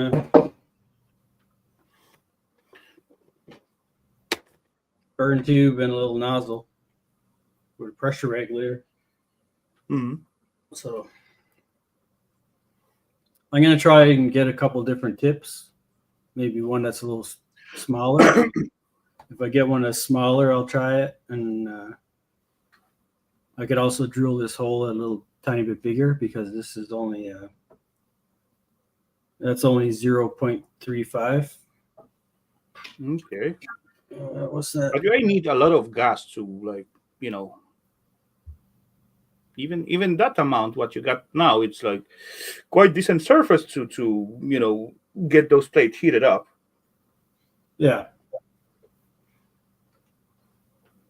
But you want to put like more than one of that kind of pipe, or I don't know. I've been kind of thinking about. I don't know how big surface you want to warm up. You want to have like hot spot only at the center, or maybe at the side, and then the rest of the plate will be like slightly cooler, or because that's also important when you got like two temps at one plate, right? When you heat up under, let's say, right size at the edge, then you got hot spot, and then you had like a little cooler spot to chill out the meat or ready done meat or whatever you're gonna make on it. Sometime when you want to do like, I don't know, fish or something like that, then you really will to have like little cool spot, warm enough to keep it cooking, but yeah. So I'll be able to move this underneath there wherever I want it to go, right? So you put it towards the back of the thing, or you put it towards the front, whatever, right? Yeah. So you move it around. Okay. I don't know. I'm just started experimenting. It's the kind of thing that once you get into it, you'll make adjustments on the fly or whatever, right? So Yeah. Hey, Bill, how's it going? Did I used to work for the fire department? No. He about to make them like little works. Hey, come on! He playing with the fire since long time. How many fire you caught so far? I had one when I was a kid, so I got in trouble for it.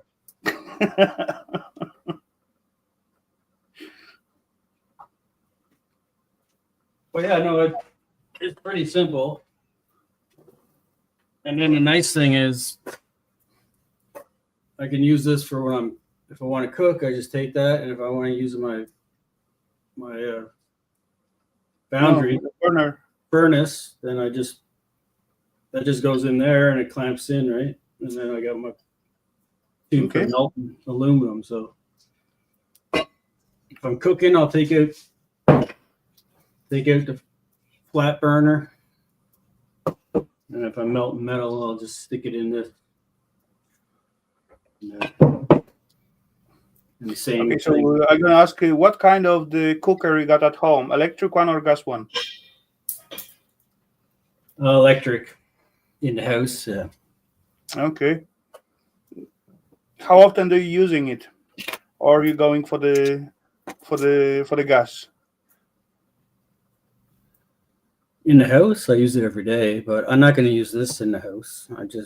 I'm making a skillet for either using out here or using in the barbecue or whatever. Okay. Because I could just take that plate and stick it in my barbecue and use it as well, right? I wouldn't need a burner. Correct. But if I want to go camping, if I want to take it camping, then I just take that plate and there's a burner, and I can use it in camping too, right? Basically, quite heavy equipment for camping, but okay. Yeah, no one's gonna tell you cannot do it. you go camping, I'm not carrying it. The truck will carry it. Correct. But as well, when you heat it up, then you're gonna, got excuse to not come home for next 12 hours because you got to wait until this bugger cool down. Yeah, I got it sitting in a bath right now with vinegar. I've been trying to get the rust off it and stuff. Okay. It's just what a mess I got made playing around with the vinegar and trying to de-rust stuff. It's just in here. Okay.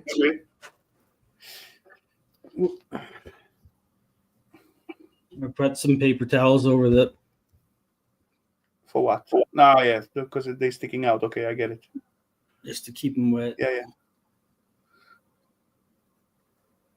Let's have a look at it. Have a think about sandblasting, maybe? I'm probably going to sandblast the top surface that I'll be cooking on. Or maybe even milling? No, I can't. Not milling. I don't have the mill. Let me flip it up here. It's one heavy bugger, right? Yeah, it's about 50 pounds, I think.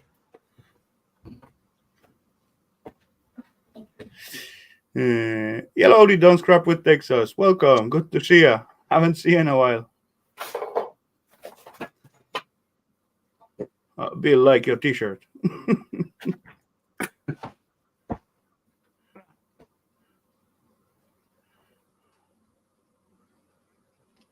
It's definitely coming off.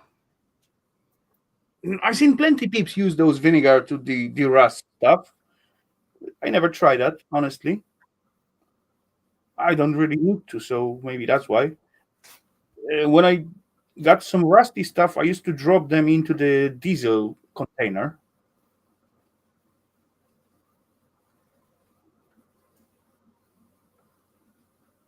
Yeah, it ain't looking bad. Come on.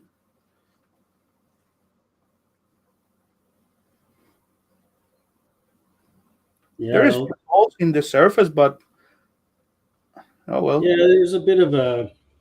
This was pretty rusty. It was like super rusty, but there's some holes, but. But where did you get that piece from? This piece? Yeah.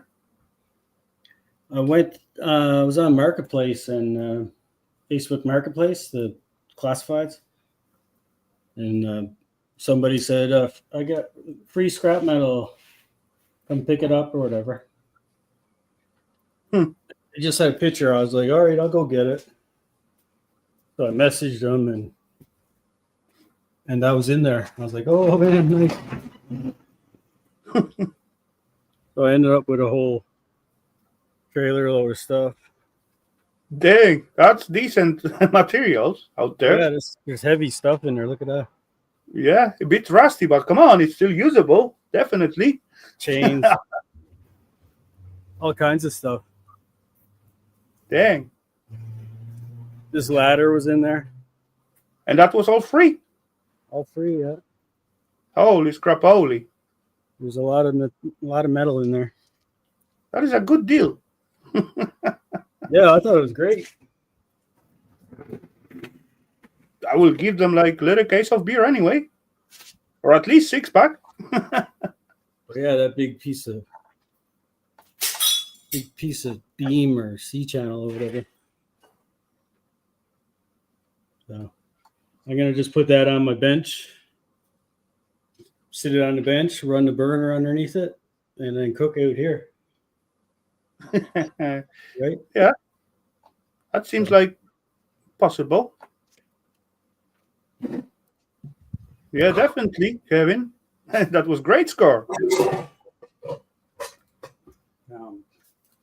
My hands are black. Nothing new.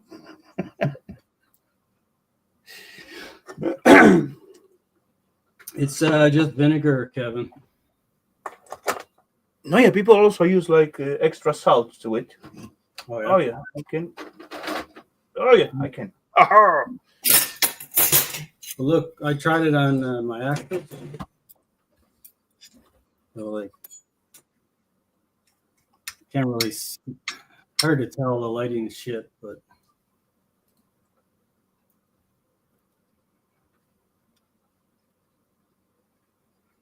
like this one, I don't know if you could. I do not see the difference. The camera doesn't really pick up a difference, but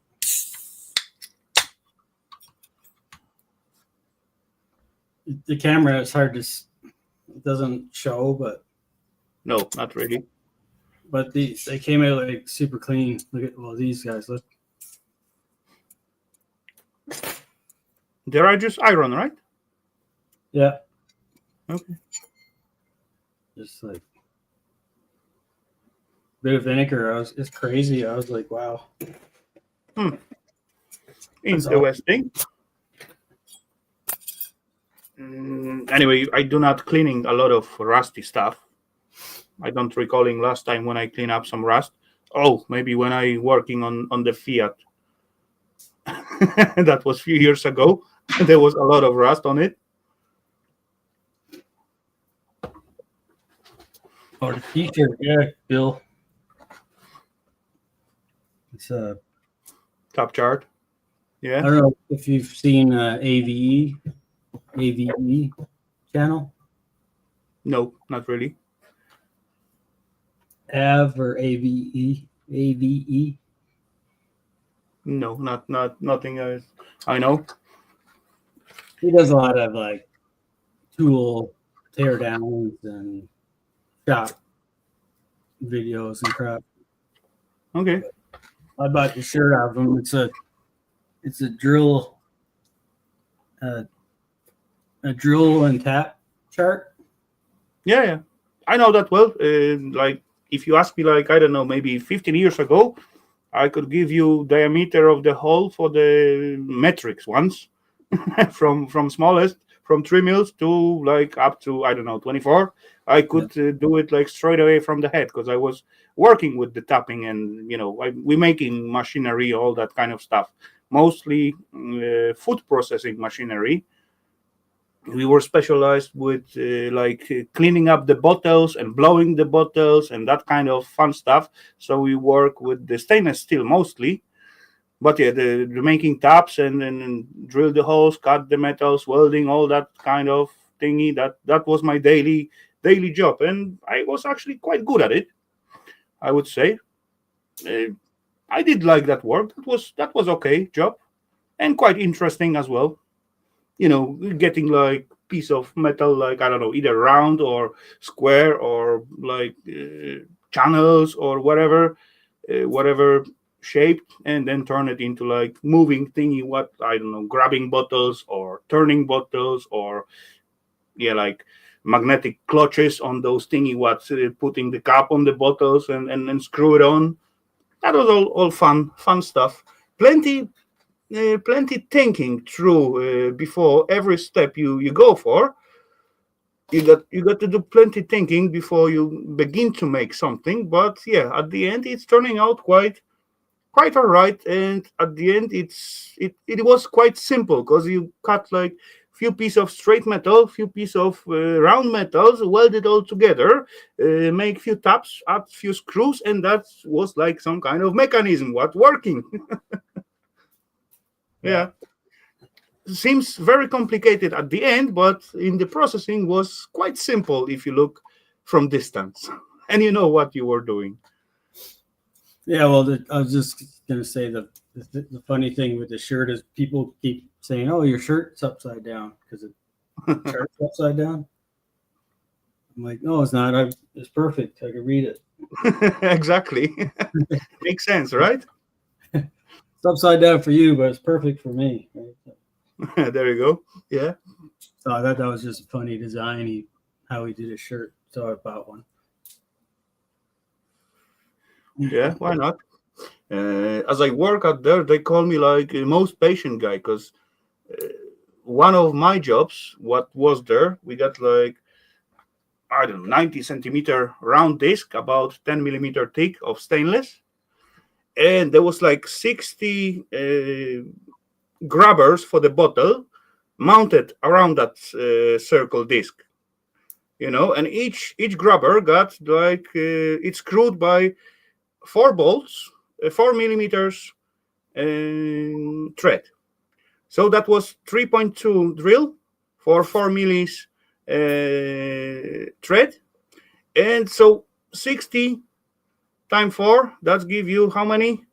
120, 240 holes, what got to be drilled, exact, diameter, and then tapped for the threads. So I was the one who does that job. And yeah, it was boring. It take like good few hours by handcraft. But yeah, I was the only one who doesn't break the taps during the process because as far you got like those 240 holes to do it. If you break the taps, that's gonna add you extra half hour to the process of that disc, right? At least to take the tap out and fix up the hole. And if everything goes wrong, then you got to like weld and retap it and all that fun stuff. And that disc was like kind of main part of the machinery because it's holding all the grabbers for the bottles. Yeah. Yeah, fun time. Anything Christmassy, Claire? Yeah. Wow. I would say nope. I pick up 2 liter ice cream container full of big drill bits, machined down to fit 30 millimeters chunk. Okay. Cool. Sorry.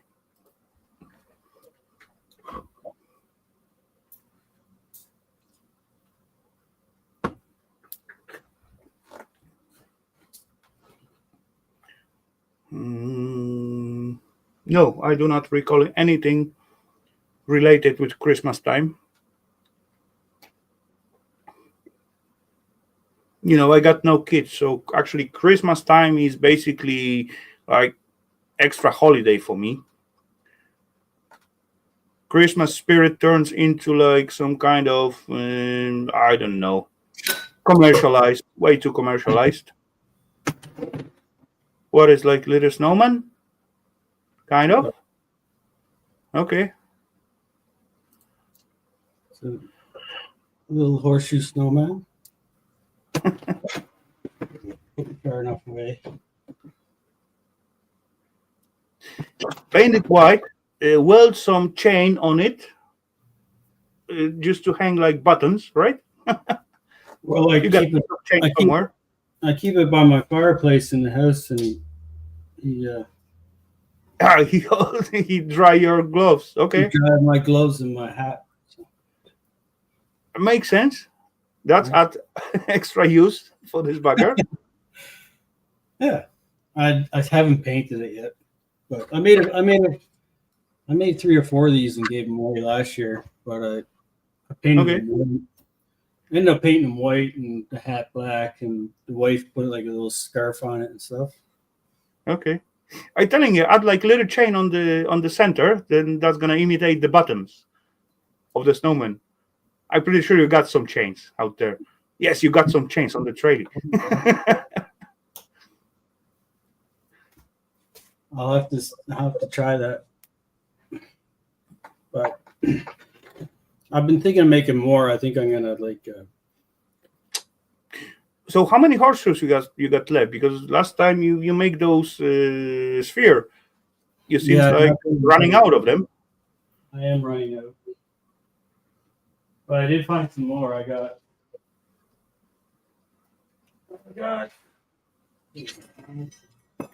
One, two.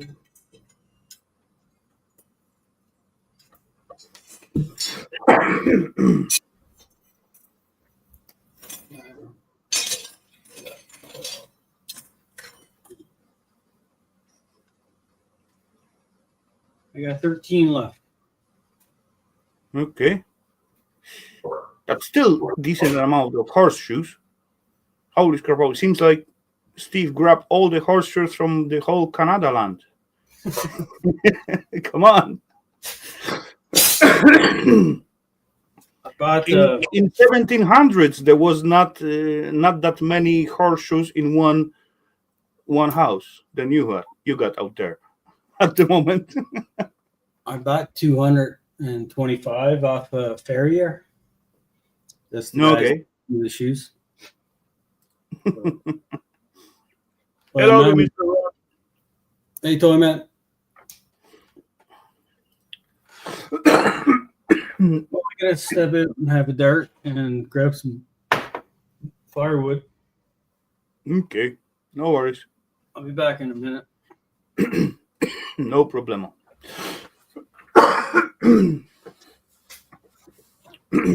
Okay.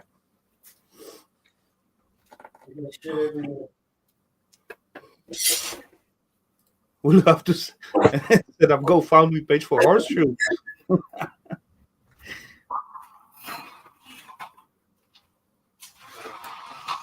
We just got to check out the population of the horse in Canada and multiply it by 4, because each horse got 4 legs, right? Normal one, at least. Then, yeah. I don't know how often the horseshoe got to be replaced at the horse. Anyone know? Because I do not. I do see plenty horses in our village in here. At least there's like 3, 5. I got at least up to 10 horses in our village.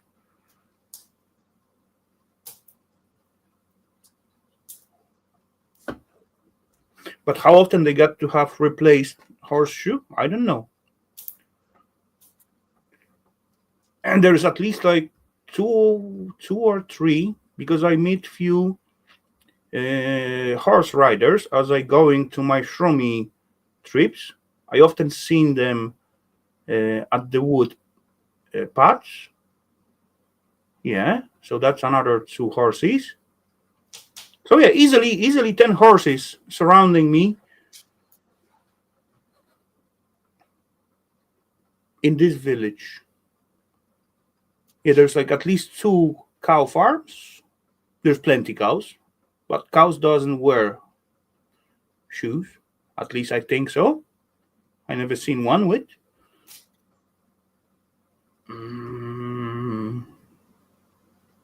Yeah, so that's a good question. How many horse use during a year of life?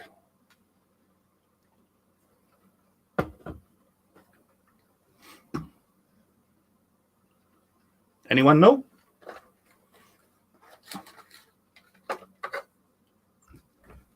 I'm gonna ask Uncle Google. How many horse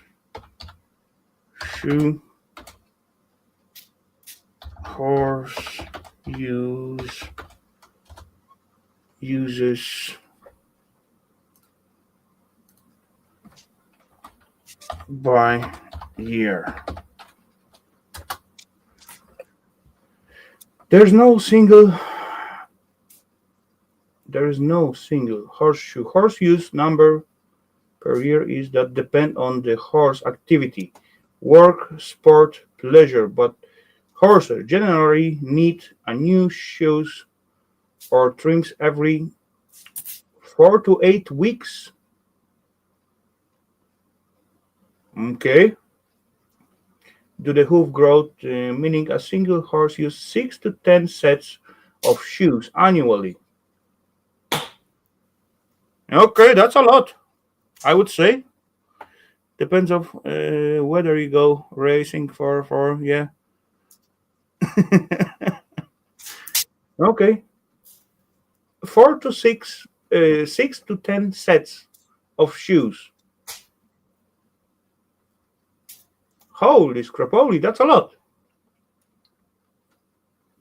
Okay,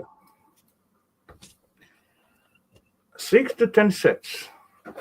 Just before I forget, 6 to 10. I'm gonna write it down.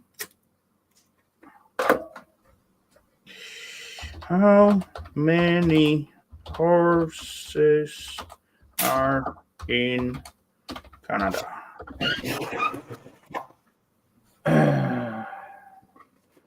Canada has around 500,000 to over 509,000 horses. Okay, for easy count. Yeah, me too.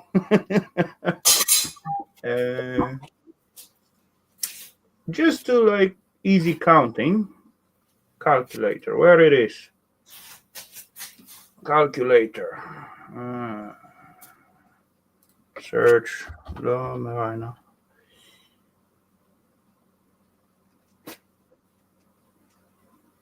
There it is. What have I done? Get lost. Get lost. I want to start just calculator.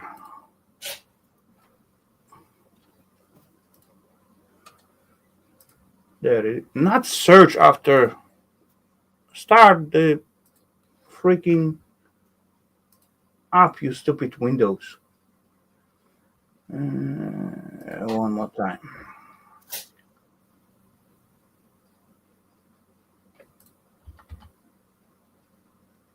Yeah, there we go.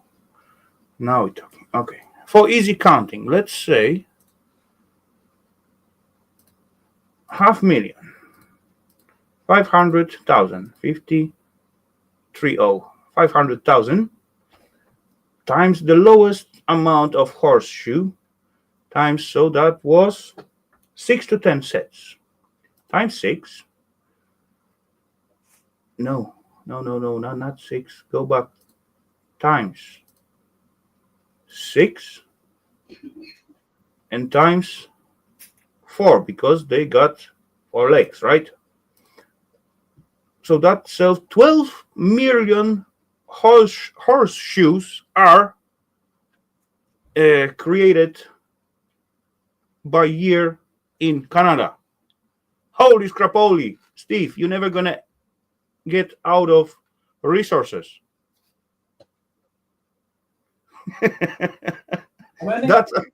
That's plenty horseshoes. And that was the lowest counts. So come on.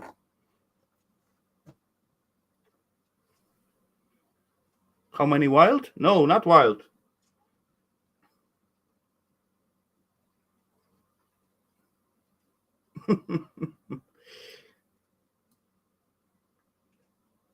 Yeah, I think you're safe. You can create your horseshoe art for ages. You're never going to go out from the material. Yeah, it's just trying to get them for me. You know, the Uncle Google said it is like around 500,000 of horses in your land. And the wear of the horseshoe is like 6 to 10 sets yearly for each horsey. So that give shy 12 million horseshoe yearly. Otherwise, I fucked up somewhere with my countings. But still, that's a big number. Yeah.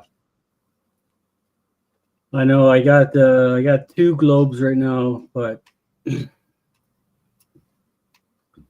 we'll see. I might see if I could sell it. If it sells, then I'll make another one. But if it doesn't sell, then I'll keep it. You know what I mean? It is cool looking item.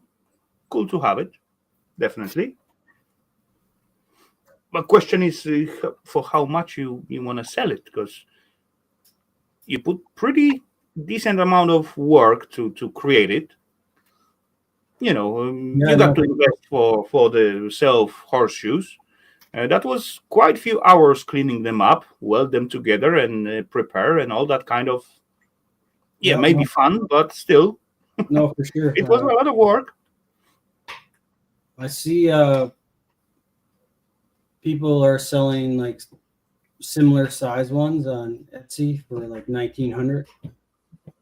Okay, that's not bad price.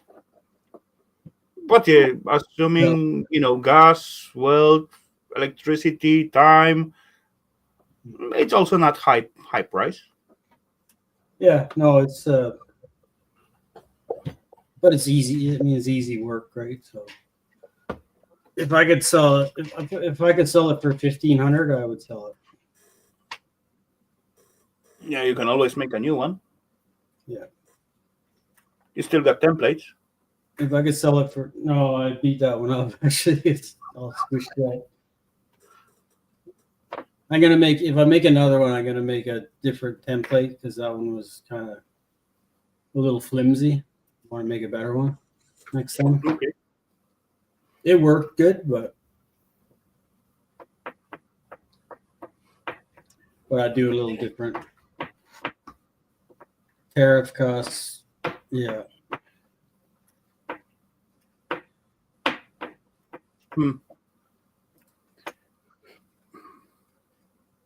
I wouldn't ship it. I'd try and sell it on Marketplace, maybe locally or at least somewhere within the province.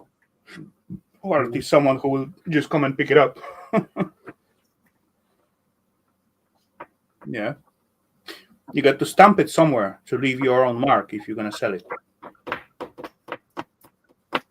Just in case. When in 2 millions, not 2 millions, in 200 years, someone find it out, they're going to find like little encryption out there or stamp. Oh, who was that guy? And then certainly gonna connect it to the coins what they finding on the beaches. Yeah.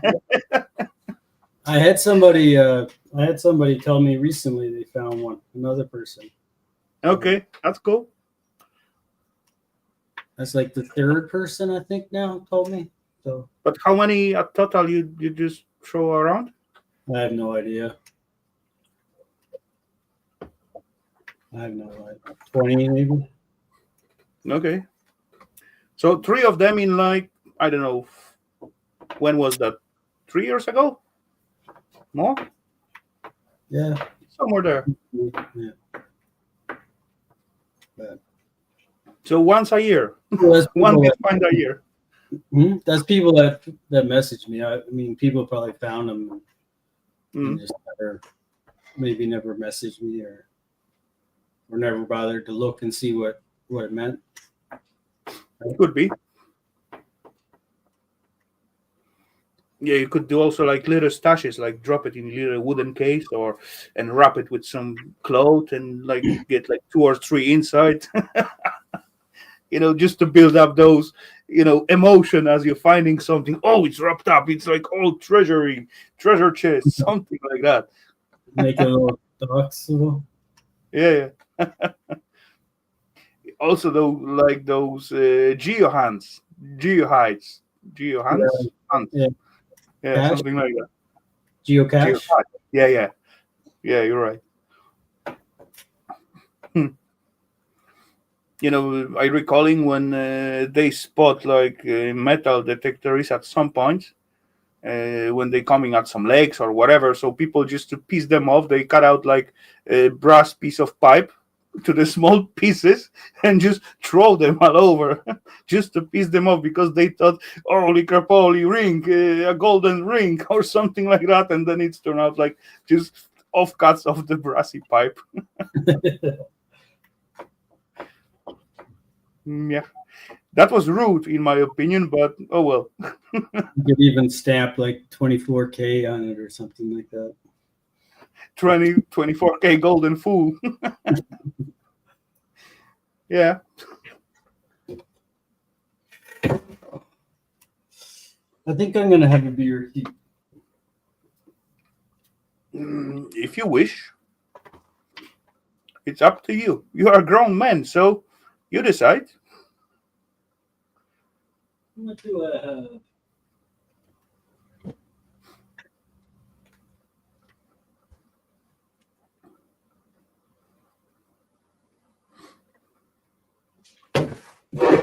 I'm not gonna tell you if you can or not.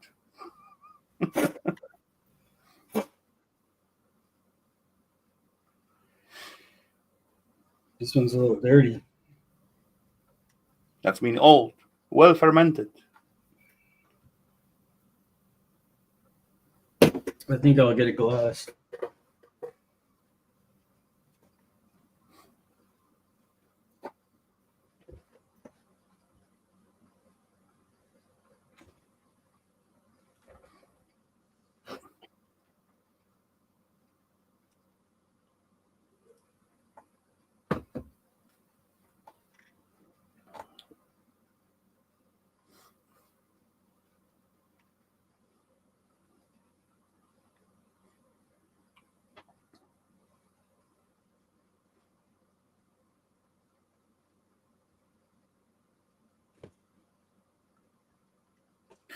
But actually, this horseshoe thingy surprised me. Dang. So if you want to have a horsey at your home, 6 to 8 sets every year. So 6 to 8 times, you got 6 to 10 times. You got to call the guy who's gonna come here and replace them, and shave the hoofs of your horsey. That I knew the horses are not the cheapest pet to have, but oh well, that's surprised. Time to eat. Enjoy your meal, Bill. Have a good one, and thank you for stopping by. Good night, Bill. Or good day. Good day, I guess. Yeah, he's ahead of me, so that's not good day, good night yet. I hope. I think.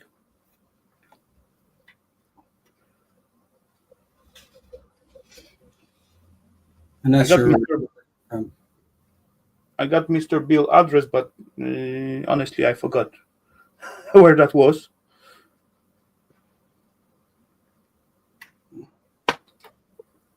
But just the phrase "time to eat," it's like, come on, that's very important. Time to eat is very, very important term.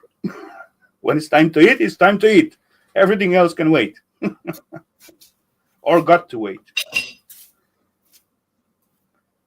Eating time is very important time, at least for me.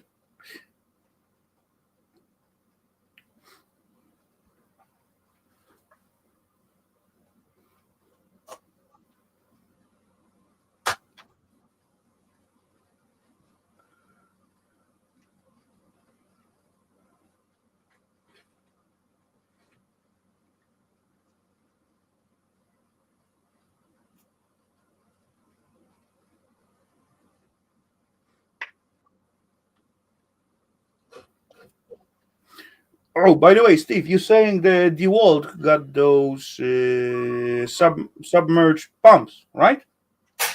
I didn't find them in here. There's nothing. Let me see if I can find it. That is weird. My mouse seemed not. Oh, I unplugged everything. as I looking for the pump section, only what it come out with, it was like those concrete vibrator. That was the only DeWalt thingy what they offering here.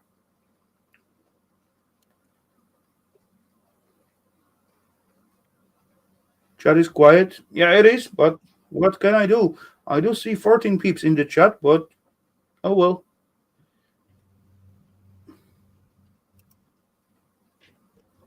Hello, the Mr. Woody. Hello, Hey, Mr. Hey, Woody.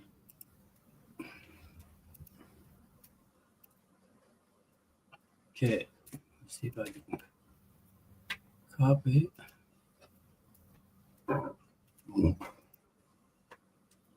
Private chat.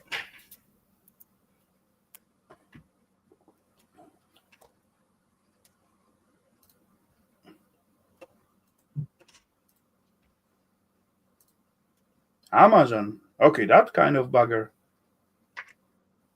Okay. That's not DeWalt. That's what is this? This. Oh, I see. Yeah. You're right. me something. It takes a DeWalt battery. Yeah. Okay. But looks handy. Kind of. I got one like that, but without those telescopic pipe. And I planning to use it at my little tank where I got those 1,000 liter cage, like pallet thingy, tank in the pallet. I use it for the rainwater collector. So I lift it up and I plan to use that kind of pump to water my plants at summertime. But self pressure of the 1,000 liter is enough to run the hose, not with huge pressure, but enough. Yeah.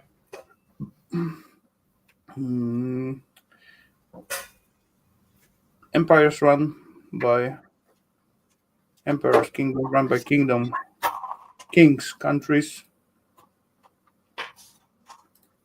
It is tiny electric collection, but fairly easy to add to.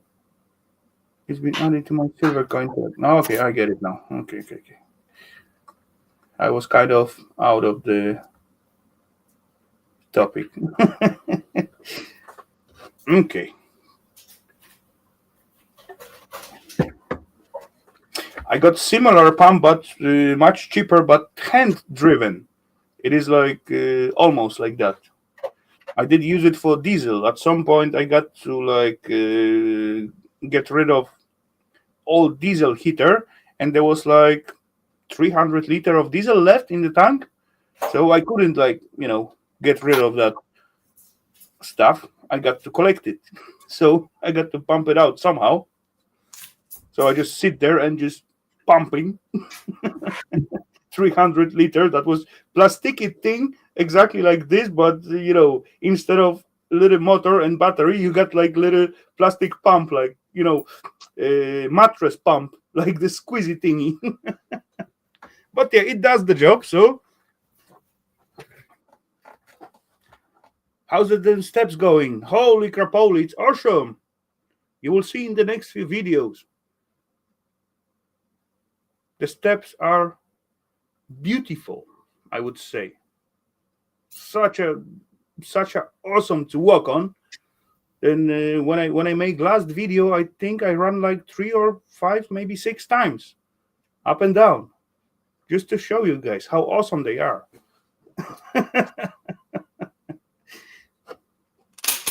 Yeah, those stairs thing, it was like stupid mistake. I planned it for like 2 days, and it turned like, I don't know, a month, maybe even more. But yeah, as well, I haven't put like all days every day to it. Like 1 or 2 hours was max. I put like little more time last week when I skipped the streaming. So then I put like whole Saturday, like evening Friday, whole Saturday, and whole Sunday. I almost get it, but at Monday I got the stairs like functional, walkable.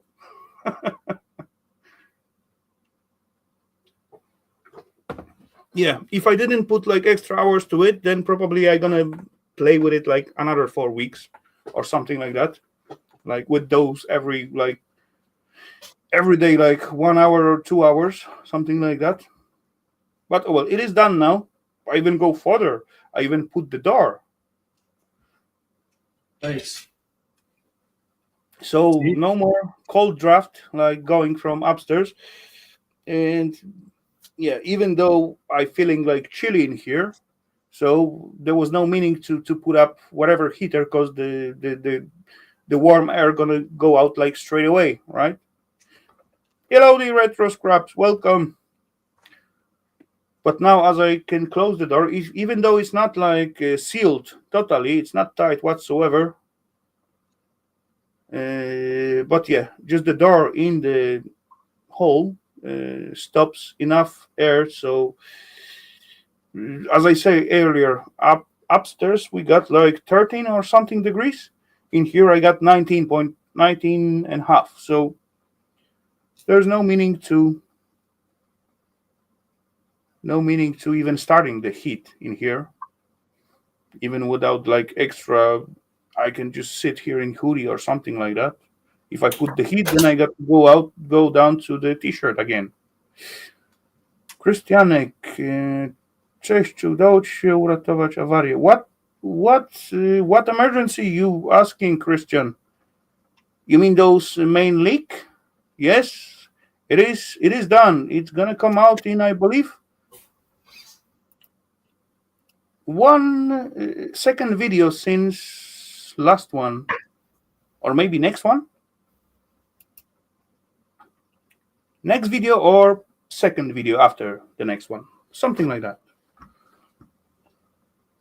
If you're asking about that little issue. Chodziło mi o awarię wody w piwnicy. Yeah, exactly. That's gonna come in like 1 or 2 videos when its end finally gets solved.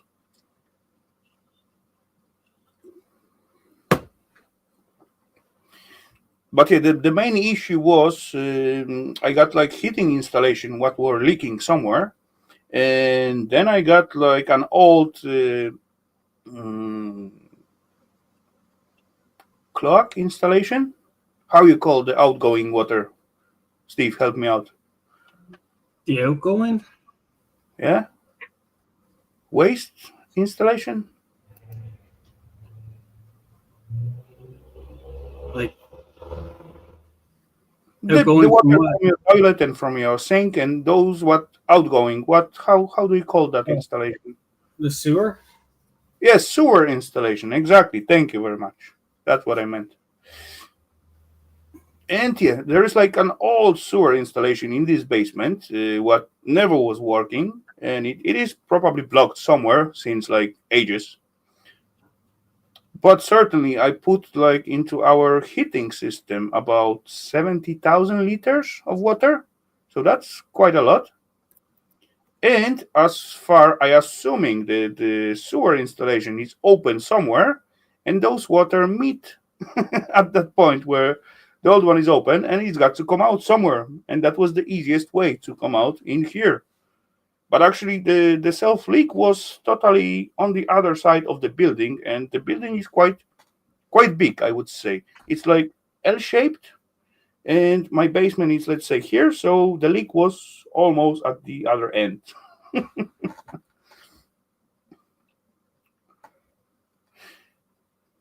Oh well,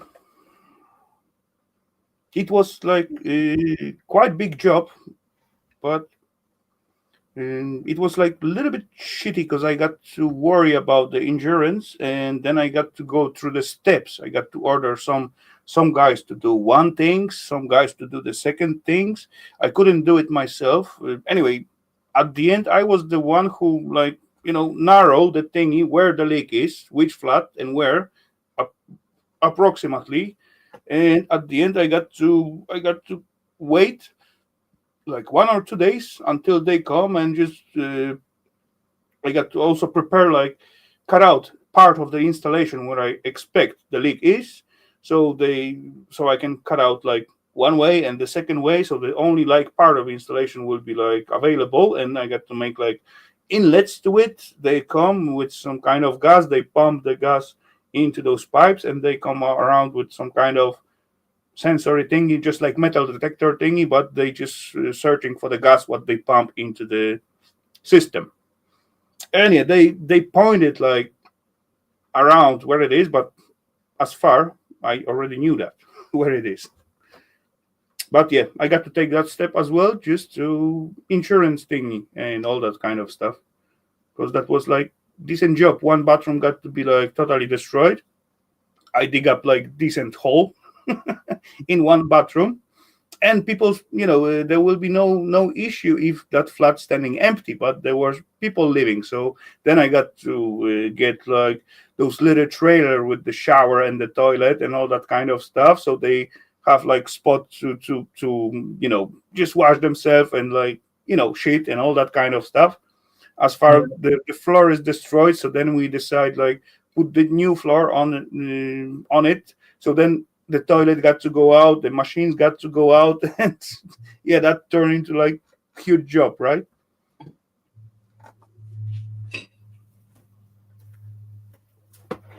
Actually, yesterday was there, I believe last time, and mount like little glass, shower glass, and that will be the last thing what I supposed to do in that flat.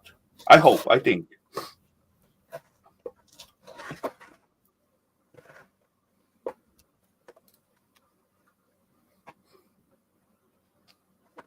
There you got question for you on the screen.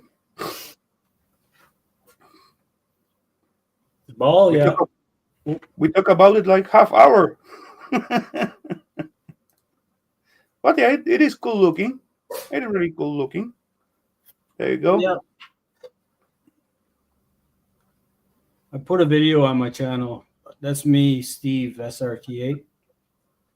But You can drop the link into the chat if you want. can I? I just I typed still, in. I just typed in the chat there. So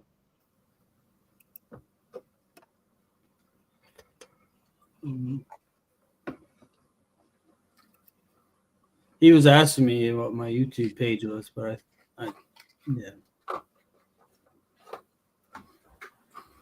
that's me, Resto Steve. But anyway, I just found this. I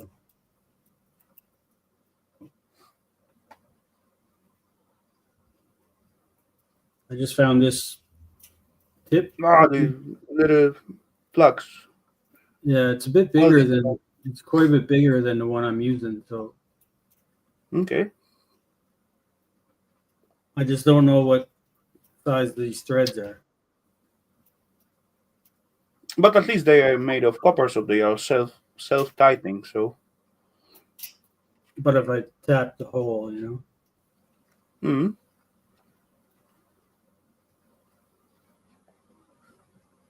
what is that? 5/16. I don't know if it's metric or if it's yeah, me neither.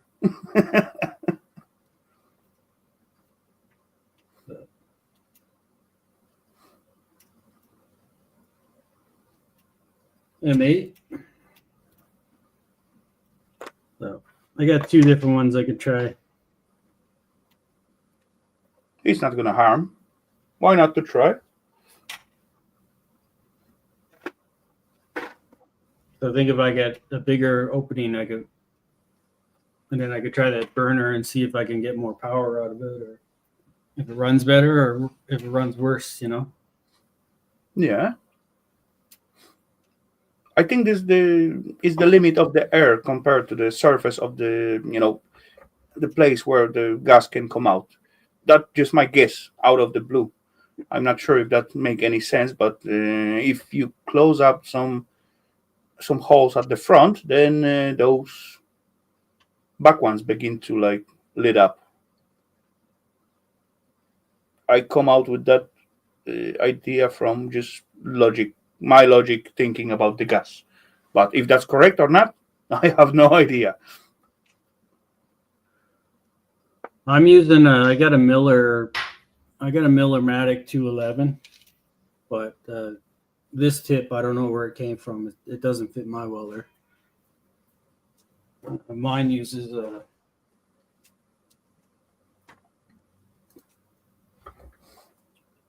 Hello there, Mr. Bill. Welcome. Good to see you. Hope you're doing well.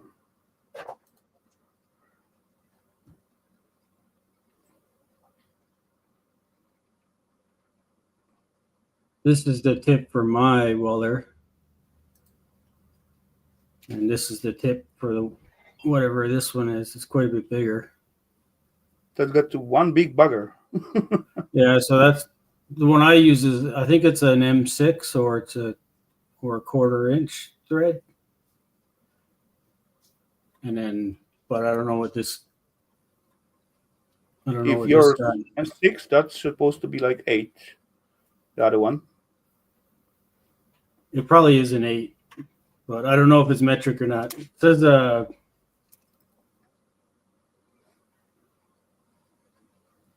Tough Gun. Tough Gun. Okay. Tough Gun is the brand on it. Let's see what that I'm is. good. Just got home. Awesome. Sound good. Time to Tough rest. Gun. I found a new what? Gun, big gun. Hello there, Mr. Boats. Good to see you, sir. I found a new life in my old fondue. You're not supposed to live it in live it like dirty. Come on, Boats. Really? Hey, Boat, what's up, man? You know that.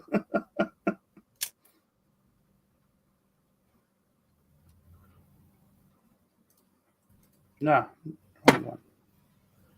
This one.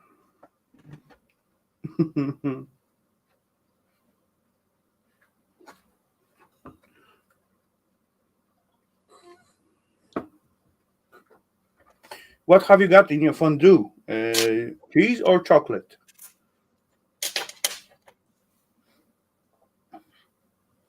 Tough Gun is Twico. I don't know that brand, to be honest. Okay. Yeah. I'm living in gangster paradise. I just bought an old auction. I bought an old toolbox at auction, and there was just a bunch of weld tips and stuff in there that I kept, but they don't fit my welder. There's a bunch of these as well. But the stuff could be useful, right? You buy that a lot, and then you have it for years, and it's too good to throw out. But yeah, I was just looking for a bigger one. So, but these don't have any threads, and this is the only one that got like a threaded end where I can tap a hole in the cap and put it in there. Right? As far as copper, we can solder it. Yeah, kind of. Whoa. Sorry. I just want to make them replaceable, so I just installed a wind tunnel on that machine. Yeah. Okay. Yeah, it's a nice little welder for sure. I'm not a welder. I just have a welder, so I just mess around in my shop. I don't weld professionally or anything like that. But so do I. I got like cheap market welder. I'm not a great welder as well. I even bought the bottle of gas for it, but yeah, I still using the roll of gas-free wire because I got it. So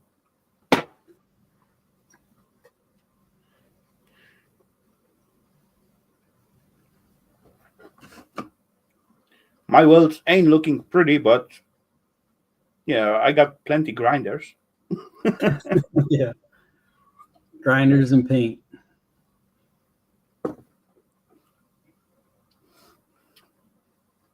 Right on, Resto. That's cool.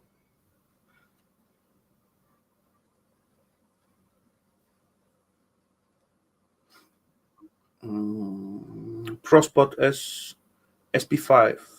Okay. I was quite okay at TIG welding at some point, but that was back in the days when we working with those stainless steel and food machinery. So we use like TIGs out there.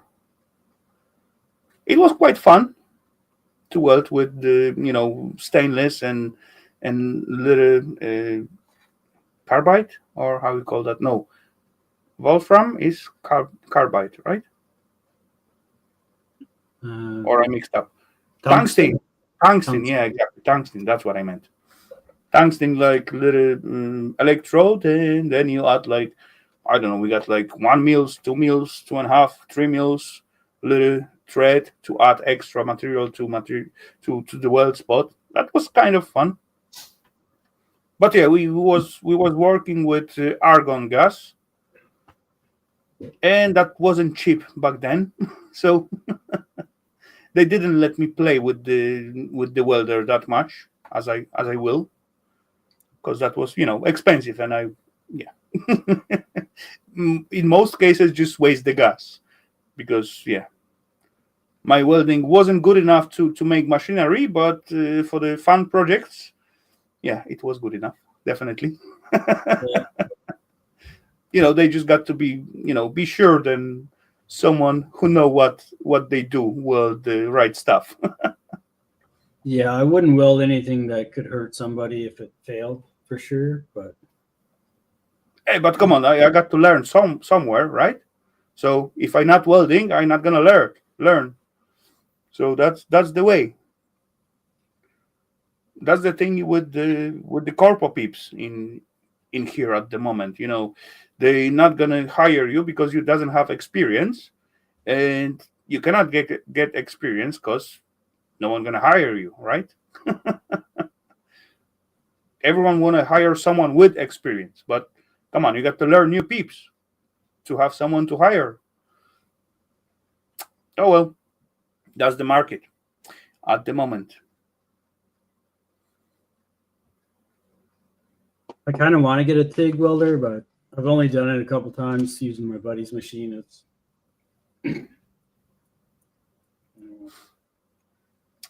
MIG is like super easy, I would say, when you got like good setup, when you got good good MIG is, welder and good wire plus gas shield. It is quite easy. if you put the care into making sure you grind Correct. off the mill scale and stuff. Prepare material, all that kind of stuff. You're right about that. Hey, It's quite Kevin, good easy. night, buddy. I got to head. Okie dokie. Take care, Kevin. Have a good one. Thanks for being tonight with us. Cheers. TIG is a little bit more difficult, a little bit more. You got to have like those little bit hand moves learned how to do it and all that kind of fun stuff. But it is also not that hard as far you catch the thrill of it. It's going well. In my opinion, the most hard it is like those stick welding. Yeah, for sure. This one it's even cheapest, but I believe, in my opinion, it is hardest to learn how to weld correct. I just think TIG is a lot better for fine detail stuff. Oh yeah, definitely. Come on, with the thick, we work like, I don't know, 1 millimeter thick piece of stainless sheet, and we make like, I don't know, some kind of balls. What was watertight, and then you scratch the welds. Then you haven't seen even sign of welding out there. There was one nice shaped ball out of it. That's exactly what most of the food processing thing you use, like restaurants, like they got those stainless steel boards and tops at the counters and all that kind of stuff. But there is like huge possibilities with that. As well, they use like TIG welding for the aluminum as well. Yeah. So yeah, but how much stainless you using at your garage? I don't use it whatsoever. I thought for a while I could use some stainless steel at my Fiat back there, but yeah, it's a car. It's an old beer cup. I used to call it beer cup.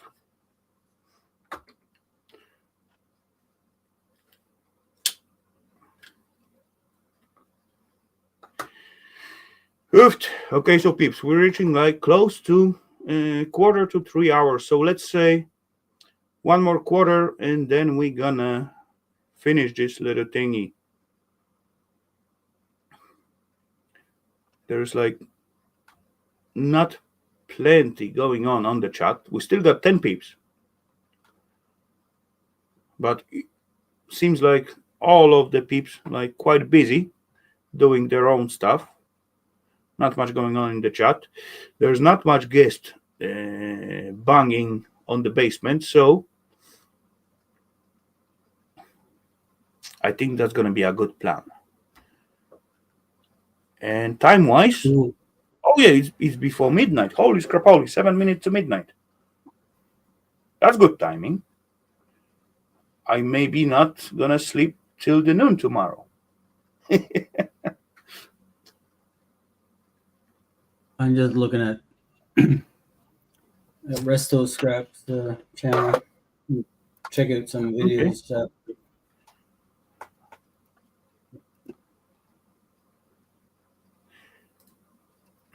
Somewhere, at some time, somewhere around the world, there is always time for a beer.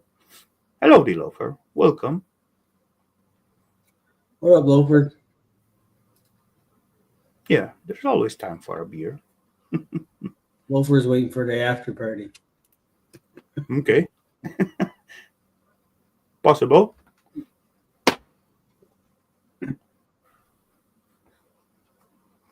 Yeah, sometimes those after parties was wild, I would say.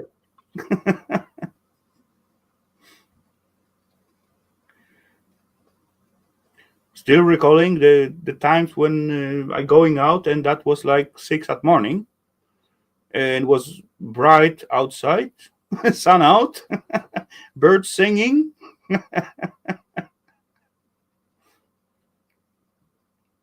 Sitting with Brissy and yapping around.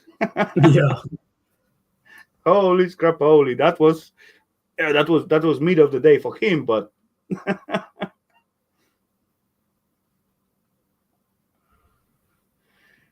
unless you are recovering alcoholic or devout Muslim, come on, it's enough when they hide under the roof. Allah doesn't see through the roof.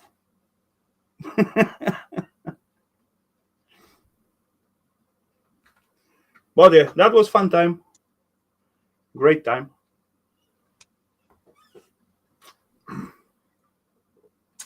Dang, my beer is over. That's no good.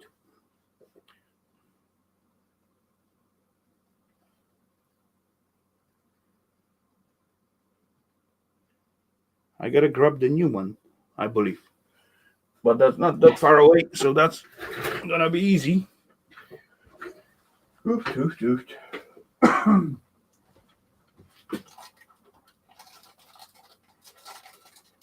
come on now.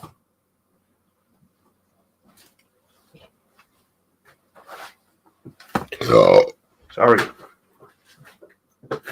Beer burp.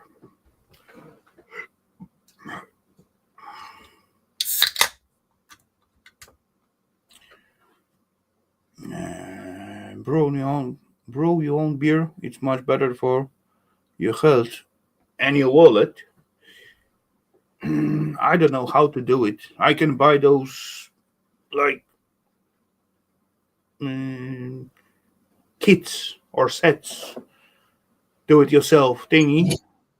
I tried once, didn't work out. I don't know what went wrong, but it was awful. It was undrinkable. I didn't have distillator back then, so if I have it, then I can distill it to something stronger. Those shite, but I didn't have it back then, so everything go to the drain. Did you get the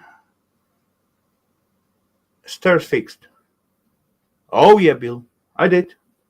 You're gonna see it like in 1 or 2 videos, something like that.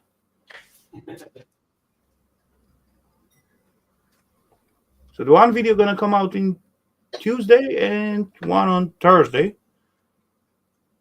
I was actually thinking to put instead of stream one video tonight, but I was a little bit missing you all guys, so I wanna hang out for a little bit and have like little fun.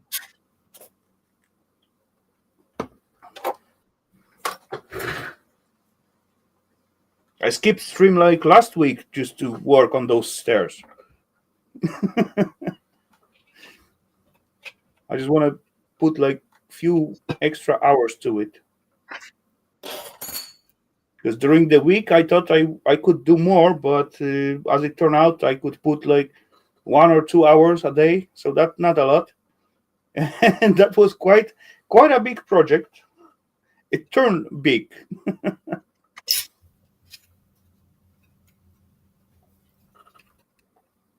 Should be small, but it turned like a little bit bigger than I thought. But yeah, that's nothing new. It's quite often like that. Oh, Steve, as I looking at the screen at the moment, as you got it like vertical, what those holes will act? If that's gonna be still like few holes at the bottom unlit, or everyone gonna, because that's gonna make different pressure, right? I know that's not gonna help anything, but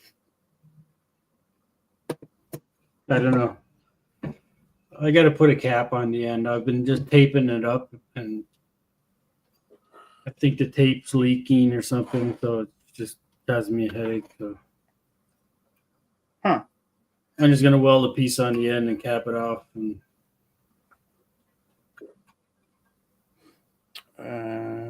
you're able to find some. try it.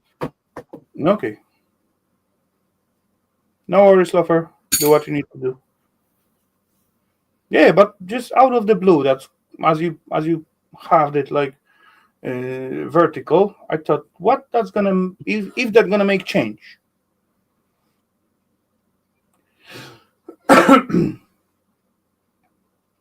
And have it shoot this way. Yeah, it's not gonna be. No. Like you have earlier. But actually, if you lay it like flat, yeah, then it's not supposed to make much difference. Well, anyway, it has to fit underneath my Yeah, I know that's what I mean. It doesn't make any difference, but just out of the curiosity, what it's gonna change when you have it like vertically instead of horizontally? I don't know, because propane's heavier, so it sinks, right? So unless you fed the gas in from the top.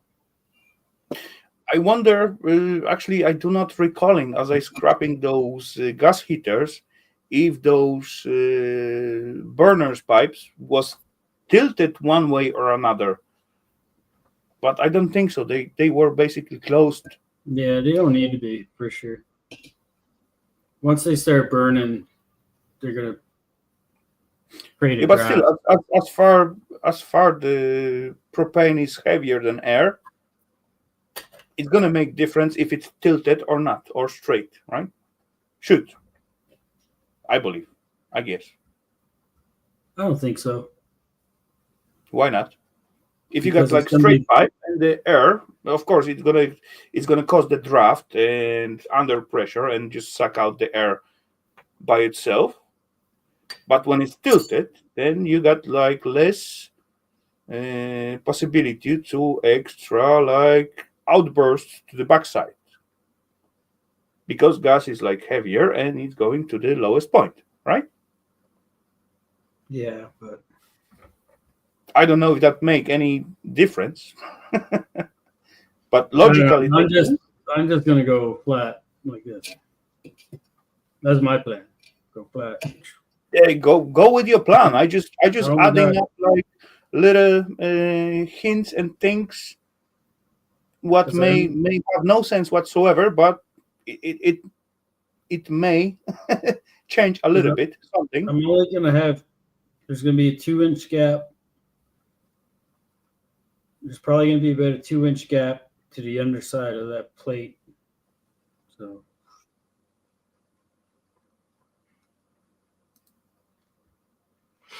Extra yeah, outburst from the back. Honestly, love her. Yeah, I did. It beats like last 2 days. Yeah, have been drinking beer. Haven't got a lot of cabbage, honestly, but yeah, everything else fit.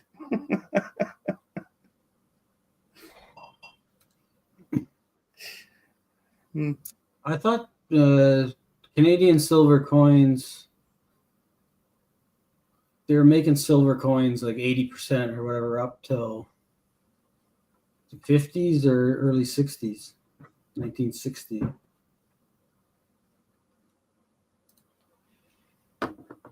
I don't think I have any. My wife might have some. I know my parents has a jar with a few in it for sure.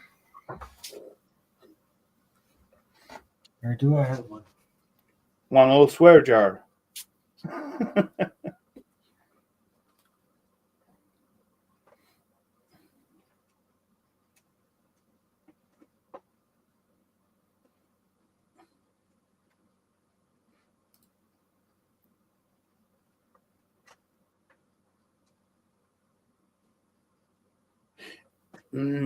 Loafer, I have no idea about the gas thing and gas installation and burners.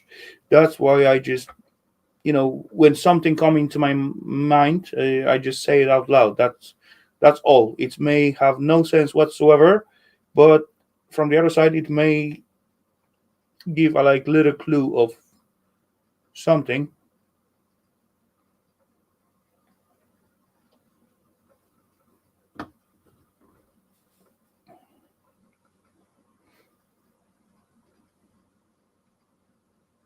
And yeah, on the other side as well, I do like to like think this stuff through and finding out how the stuff working and yeah, often make no sense my conclusion, but sometimes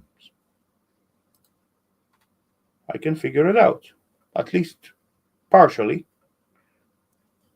This is the only silver I have. They Okay. are they are Your from finger looks like much better than mine. 1 ounce plata pura. Plata pura. They're Mexican coins, I think. Estados Mexicanos. I don't know, some Mexican silver coin. Hola, amigos, Mexicanos. 2 ounces. That's all I got. My Dos whole todos stash. tres tacos. My whole stash. Yeah, better than nothing. I don't know. My silver is look much worse than yours. Where I have it? I did put it here last time. Oh, there it is. Come on out. That's all what I got. Noise and black. But yeah, Um, pure silver. And that little, oh yeah, I don't know even how much this little bugger has, because I got I got it like much bigger, but then I did some bars and some other things, so that's what I got left. Let's check out how much it is heavy. Oh, sorry, it is. Oh yeah, 216 grams left. I got 216 grams. Divide by 216 divided by 30, 31, right? So that's 6 ounces little bar. It is not shiny, but it is a little bit ugly, but it's still lovely. I like it. And when I rub it, it gets shinier. And my finger gets dirty.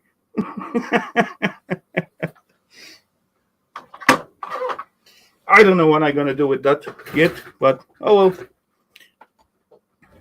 One day I'm gonna find out. Oh, you got the awesome caliper like mine. Why you get those with the dials? Because you're getting blind? Yeah? I don't know. I get mine because I getting blind and I couldn't read like from normal one. I This went is for the electronic one at some point, but then all of them I got like 2 or 3, and all of them are shite. And those analog one with the dial, that is awesome. And when you move the the thingy, the dial turning so nicely and fast, and that's so um, so cool effect.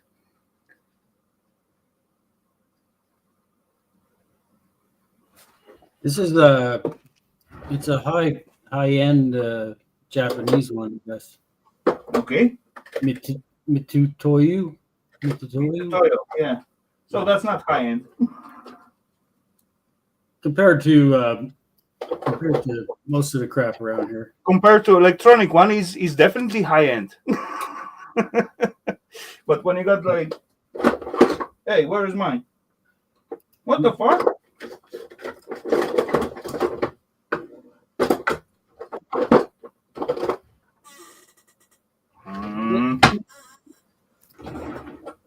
Mitsutomo. Mitutoyo caliper. Where's my caliper? Oh, really? I did remove it from here somewhere. That's possible. Meh. I got to mesh something upstairs, I guess.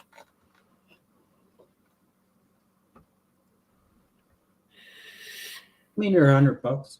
I mean, probably worth 250. I don't know. But silver is it's go up a little bit, but it's still cheap. I don't mind. I like silver, like a metal, like how it shine and all that kind of stuff. Oh, I do see someone out there. Holy crap! Holy trouble coming, ladies and gents. loafer. Who that could be? Boom! Point for Stormy. Hello there, mister. Bye. I don't really care how much that thing is worth because I'm gonna use it to some kind of project in yeah, probably. What project? I have no idea yet. But yeah, I'm gonna find out one day. So what is up at your side, Mr. Lover? How's your weeks go? How's your weekend going? Same old crap. One day blends into another. When I can be bothered, I go to work, reading a lot of books. I'm getting old. picking and choosing. Welcome in the club. We all getting old every day by day. Every day and everywhere, get a little older and older. Did you find the source of the leak? Was it drains or mains? It was definitely pressure gauge, wasn't it? It was a heating system, mister. Yeah. Yeah. So that where was the leak source? Was it underneath concrete? Yep. Yeah. Was it copper pipe buried in concrete? It is compact, but it was insulated, but seems like wasn't insulated good enough. So concrete get into the contacts to the pipes, and It's somehow acidic. Tyler's fucked up the job like 20 years ago. Yeah. And wasn't tight enough, and the water go into it. And after some years, Yeah. it just come out, right? When you bury copper pipes in concrete, because concrete is acidic and it's always maintains its acidic properties. It was not copper pipe; it was steel pipes. Steel. Ooh. Yeah. How unusual. Steel and insulated. Not super good insulated, but it was some insulation on it. So it's It was an old newspaper insulation, but it was separated from the concrete, mainly, but not good enough. Just trying to do 58 in. Oh, yeah, I am old. I'm 58 in January.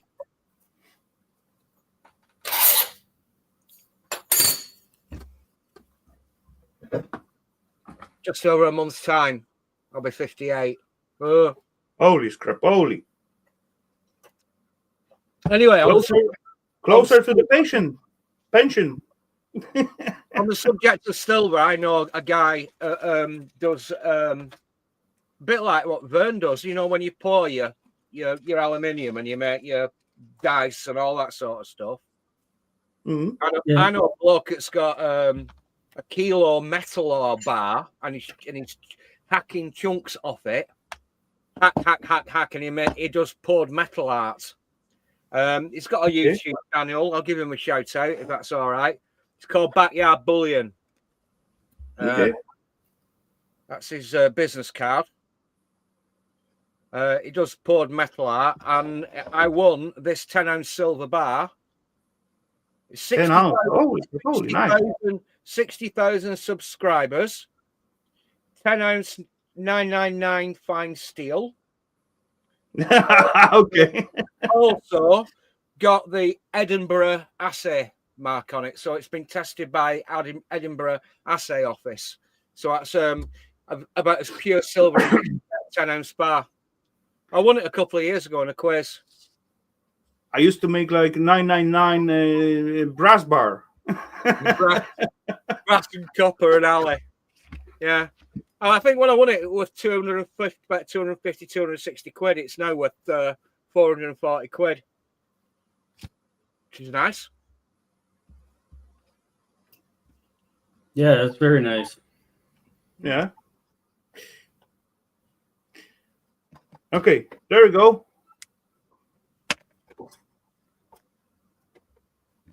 Oh my. Nice, right? Mm. That was one pipe. And right next to it. Wait. What's this little bugger? Eaten away, totally gone. Yeah. And there was one more. All the same area. Oh, there it is. What a mess. It was a mess. Like 1.5 or 2 weeks, 70,000 liters go through that hole. And if it's on a water meter, somebody's going to have to pay for it. It was heating system. That wasn't main water, but still, I pump from the main water to the heating system, right? So that's the same thing. You have to keep adding water to the heating system, otherwise the boiler won't work. There's a pressure gauge on it for a reason. If it doesn't have its minimum pressure, the boiler won't fire. Oofed. Oh well. Wait. Where was that?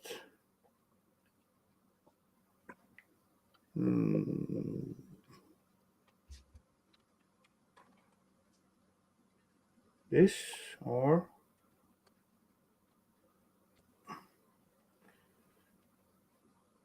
where is it?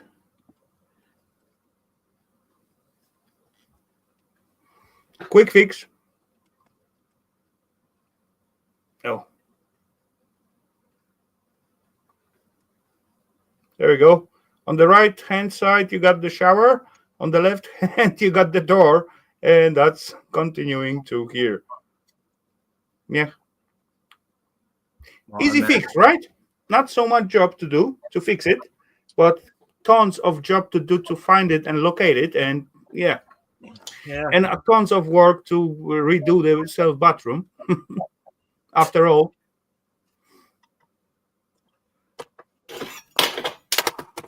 There was a leak in the street around about 300 meters behind my back at the moment, and it was pouring out of the mains, running downhill and into the gully, into the yard gully, into the drains, and it was doing that for about 5 days before they dug it up and fixed the leak. Well, actually about 3 or 4 days ago. But of course, because they've dug the road up, they've now got temporary traffic lights on the area where they've actually backfilled the road. And even though the concrete and the tarmac has gone off, they've still got fucking traffic lights set up. Sat in the car, 3-way traffic signals. Yeah, they've not taken the cones away yet, even though they've fixed the leak and the concrete and the tarmac's gone off. They can't be bothered. Okay, that's stupid. And of course, one of my customers has had a burst clay pipe on his poo pipe. The poo pipe. What's Vern flashing at us? On a year at the back of his property, and it kept blocking up, and he's had camera evidence, everything. And I've sent it to him, and he's not done anything about it. So consequently, every 2 weeks, Muggins here has to act like the gong farmer. I have to go around and wet vac all the sewer waste out of his cellar at the rear of his property. Now, because it's been leaking for the best part of a year, the best part of, you know, the big 40-litre gorilla tubs. I mean, you can't fill one to the top because when you fold it up, all the 3/4 full, 40 litres, 30 litres, call it, 5 times 30, 150 litres. Every 75 litres of raw sewage water is percolating through the broken clay pipes, through the groundwater, and through the foundations at the back of his house. Muggins here has to put the Vic Sinex up the nose because it smells awful and wet vac it up and throw it out the back for the best part of a year. But unfortunately, it's so damp down there that all the joists now have started rotting. Above there is a commercial washing machine and a commercial tumble dryer. Yeah, they shaky buggers. I'd say that the floor has dropped by a good 3/4 of an inch, which is what, about 22 millimeters, something like that. And the shower enclosure that I fitted, because that's not got any plasterboard above it, and that's been in a damp environment, humid and damp. All of the joists underneath there have gone, and the 18 millimeter plywood that I put down 3 years ago, over the last 9 months, has just completely rotted away. So he's going to have the joists replaced. I mean, he's had the drains at the back fixed, but now he's going to have the joists replaced. And also, once everything's sorted out, I've got to go in and, for the second time, refit that and tile that shower enclosure because it was never done right in the first place 10 years ago. And I've only been working for him for 6 years. And I'm sick to death of going around putting other people's cock-ups right. I've been agonising over it. I thought, is this something that I've done wrong? Is it something that, again, because everybody makes mistakes occasionally. I mean, agonising. Is it something that I've done wrong? No, it's not.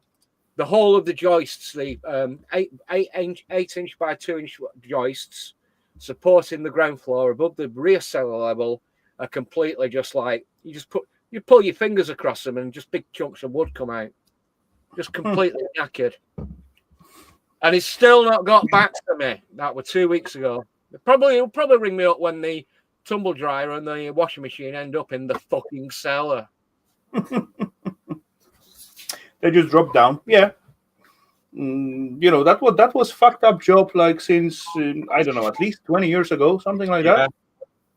We got like losing water issue in here, but no one can locate it. Every time when I call someone to find out, listen up, my pressure dropping, my pressure dropping. That was going on for years, and I call like I don't know how many times, quite few, but that was long, long time ago, about 10 years ago, something like that, and no one cannot help. So I just improvised and create like a very simple system. I take like electro valve from washing machine, buy some little timer switch, boost it up together, drop it into a box, connect the water to it, and I add like water to the system every day for 60 seconds. That was like 10 years ago. That was my solution for that issue because the plumbers cannot find it out. So I got to take the things in my hands, and after 10 years, it show up where it is. Yeah. Of course, it's going to come out at some point, right? Well, a system in a pressurized heating system, when the pressure drops, it just it's got calm, but it's gravital. It's open one. It doesn't have like a big pressure in it. But still, it's like 7 flats to heat up and to run the water in and out. But yeah, it was funny because when I deal with it, at some point I couldn't find it out. Then I ask for help for some professionals. Then they come, they cannot do nothing. Then after so many years, it's turned like in big issue. Then I call again for help because they ask me to do this, do that, do that, do whatever. I did all that fun stuff, and I got so much work to prepare for them to check it out. Then it will be much faster if I do all the thing just by myself instead of hiring them and waiting for their opinion, waiting for their come up and do the jobs and all that things. Problem is with me though is with regard to this rotting joists is that I'm not insured to do structural work. I don't have the buildings insurance to do structural work, so I can't. Yeah, that's why I got. That was exactly the same issue in here because I got to go through the one company, second company, third company because I basically not allowed to do that kind of stuff myself. But if I skip all that shit, I will do it like 3 times faster than it was.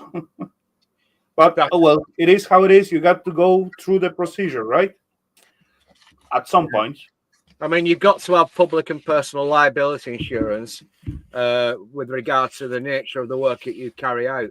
And with all due respect, everybody makes mistakes. I mean, I've made mistakes, not really catastrophic ones, but I've been responsible over the last 30 years for at least 2 ceilings falling in.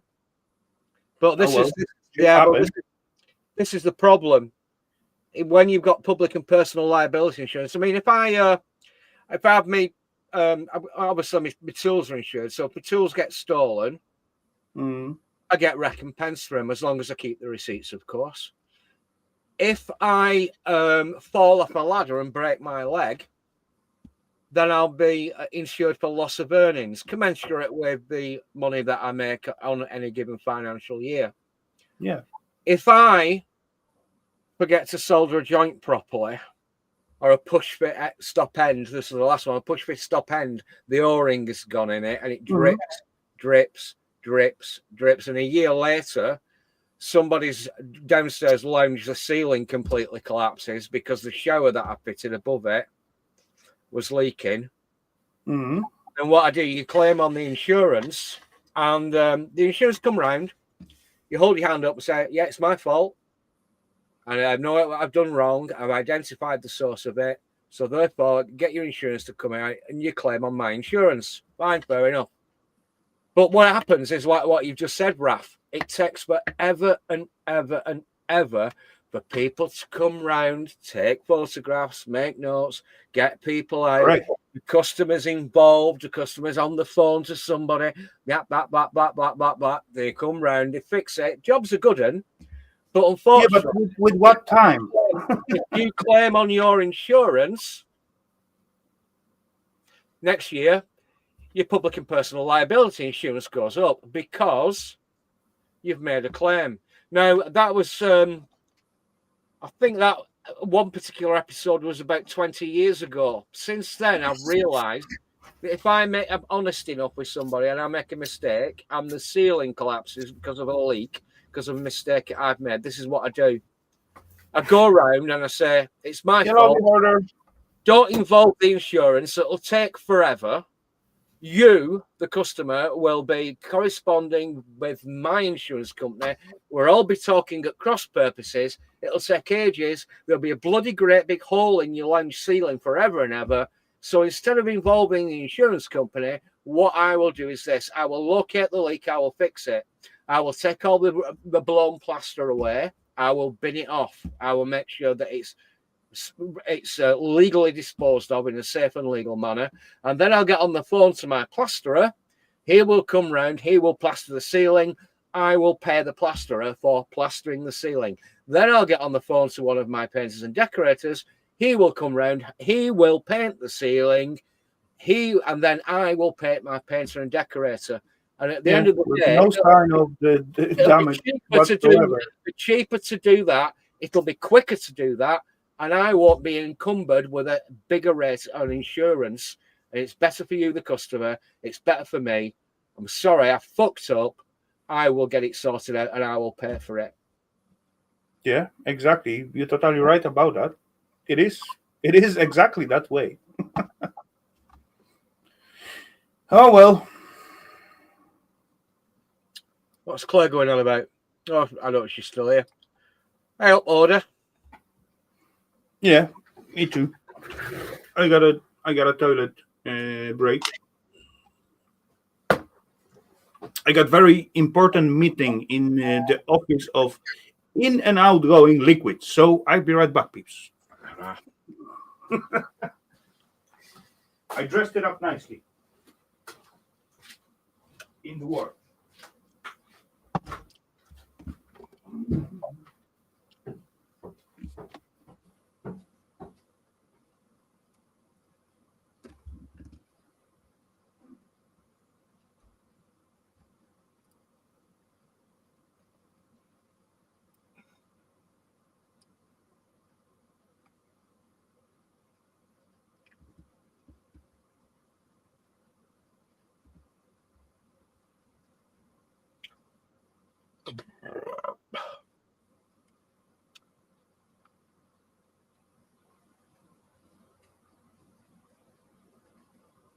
Hey, Vern, is your camera frozen? Because you've been in that sort of frozen position. Oh, eyes moving.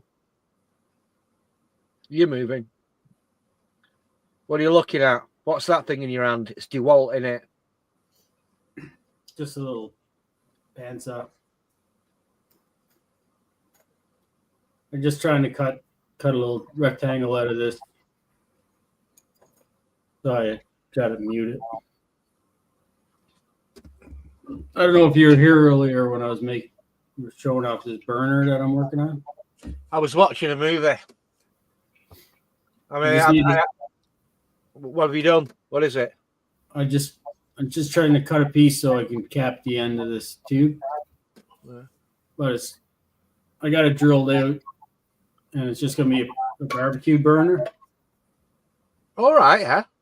So I just got to cap the end, and then I was playing around with it. I just had tape on there, but the tape was leaking and stuff. So it just got a ton of holes drilled in it. So making a little flat burner that I'm gonna put under. I got like a piece of steel beam that I got for trash. So I'm gonna turn it into like a griddle, a cooking surface.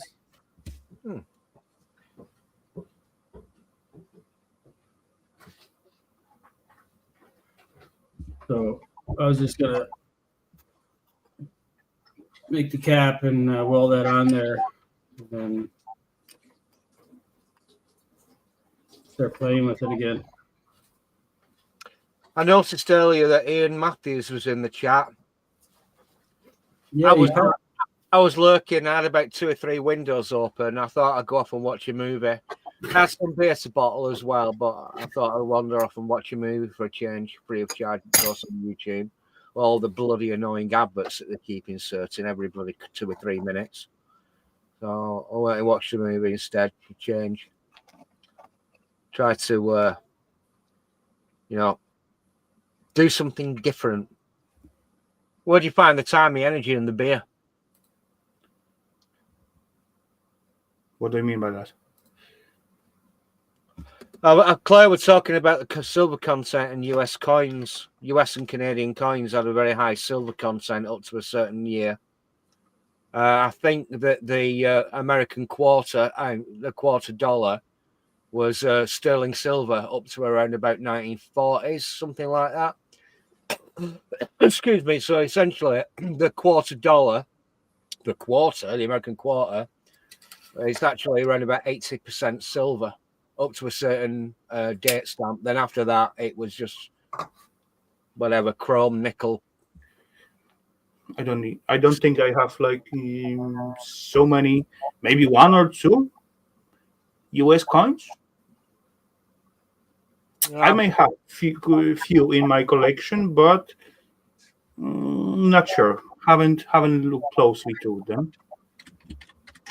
I even at some point I bought someone's collection. So I got classers with sort of already coins. So all what I did with them, I just looked through them and just drop it to the shelf.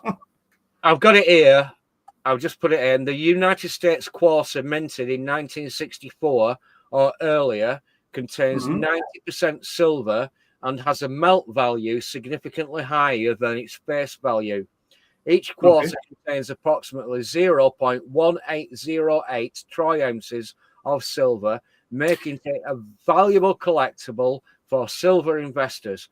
However, modern quarters minted after 1964 do not contain silver and primarily are made of cupro-nickel. But actually, come on, the main reason of having coins made out of the silver and either brass or copper, they supposed to have exactly amount of the value in the weight of the metal what they are made of, right? That was main thinking back in the days. Not like today you got steel coins, what gonna rust, and yeah, they got basically no value whatsoever, material wise. How that was called, gold barter or something like that? No, I think what gold barter. I think you're talking about the gold standard. The gold. No matter if that was a gold or copper or brass, whatever. The coin's value is supposed to be the value of the metal, the intrinsic of the metal, what was made of. Yeah. The main is gold, but it was back then. It was on the other metals as well. Some country got aluminium coins. There was long time ago in my homeland, we got aluminium coins, and people, instead of buying the washers to make them roofs, they just drill up the coins because it was cheaper than the washers. Yeah, aluminium coins to the steel washers. Yeah, and it ain't rust, so. It's called, in economic terms, it's devaluation of the currency. Yeah. I mean, I could throw a book recommendation in, but I normally don't throw a book recommendation in, but I'm not going to. You'll have to figure it out for yourself.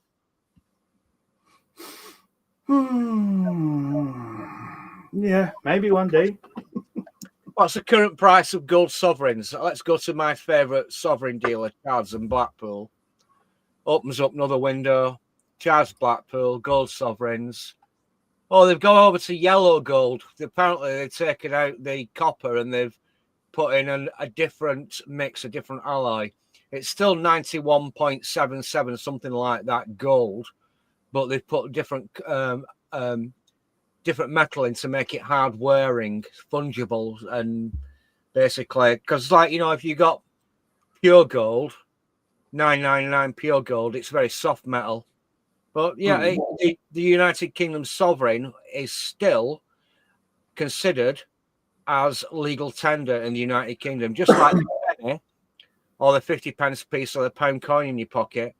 The gold sovereign is still legal tender. What were they selling it at now? 770. They're selling it at. Clicks link.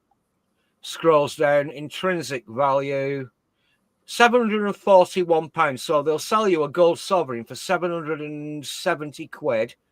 And the intrinsic value of the metal contained within that quarter ounce of gold is £741. And I think the cheapest one that I bought 2 years ago goes to my documents, opens up another doc. I know exactly what it was. I think I paid about 480 for one about 2 years ago, and the intrinsic value is 741 quid. Let's go to opens another window. UK gold price live. Bullion by post is the top return. Over the last 3 years, the price of gold has gone up 116.19%. Okay. Yeah, that's decent amount. Quite a good return on your investment, really, isn't it? Yeah, if you coin that, I mean, if you take out the money, but having like 100% investment, that's one thingy. But other thing is to turn it into the money again. That's the different story. No, it's simple. All you have to do is put your keys in your ignition, drive either to Birmingham or Blackpool, and sell it back to the people that sold it to you in the first place. You leave the coin with them. You sign over. You actually give 2 photograph recognition, like your passport, your driving license. You go over, they register that with them. But if they know you, they've already got that details on their computer system anyway. So you leave the metal with them, and within 2 days, they actually transfer the content of the value of the metal you sold to them. Within 2 days, they just transfer it to your bank account. It's simple. Or you could actually, I don't do it. I don't trust the Royal Mail. I mean, if you put something in the coin, even registered Royal Mail deliveries, where you sign for it, you've got to go down to the post office, and they'll say, "What's in the parcel?" And you'll say, two gold sovereigns. And what's the value of these gold sovereigns? And you get your phone out and you say, "Well, at the moment it's 740 quid. No, it's 700. 100% like true, but delivery going to disappear somewhere. It's up and down like a bride's nightie, so I don't know. Let's just say 750 quid. So you sign over that piece of paper, you hand it in for delivery to your bullion dealers. That post office operative knows that what you've given them is worth £1,500, and it just might go into the back pocket. So I don't bother. So whenever I've ever sold or liquidated any of my precious metals, I've actually driven. You're gonna end up with like 3 years procedure of getting your insurance money for that. What was worth, and yeah. So I got like can full of coins right next to me. I just dig it up from. You can see there's spider webs all over, and it is heavy. There's like tons of coins. I believe like many years ago, I began to like sort them out and sort some of them out. There's like buggies with the names and all that kind of fun stuff, but there's tons of coins from all over the world. Oh, no, not this one. I want to grab another one. This one. This one what was aluminium one, and people just turned them into the washers. Yeah. And that was from 1977. Aluminium coins was worth less than steel washer. They used to drill the hole and just bang them on the whatever roof or fence or whatever you need to washer for. Well, yeah, That and was one I think like about. me, you're a plumber. You'll get a radiator. You'll get your blank, your bleed, yeah, and Oh. you'll inside your packaging, and you'll get your L brackets for putting on the wall, and you'll also get normally some screws and some plugs in your purchase when you're putting a new radiator, and they never put you any good. It depends what you're hanging the radiator on. So I normally just use size 8 or size 10 grade screws. But what you find is that the little slot in the radiator bracket is too thin. So you bang an aluminium washer behind it. And then you can slide it up and down and level the radiator according to your pipework's coming out. It's not rocket Correct. science. It's not difficult. One bill, 80 seconds. That's older than I am. Yeah. And I recalling, as I going as a kid to the school, my mother gave me like 2 of them to have like a little bun and chew gum, or like little candy on the shop. No, wait. It wasn't 2 of them. It was, I get like 10,000. I get like 10,000. So that was like 20 of those buggers. But I got that in one bill in most cases. That was like red, if I remember right. Yes, exactly. Or like having flashbacks. I don't know where I get that from, but yeah.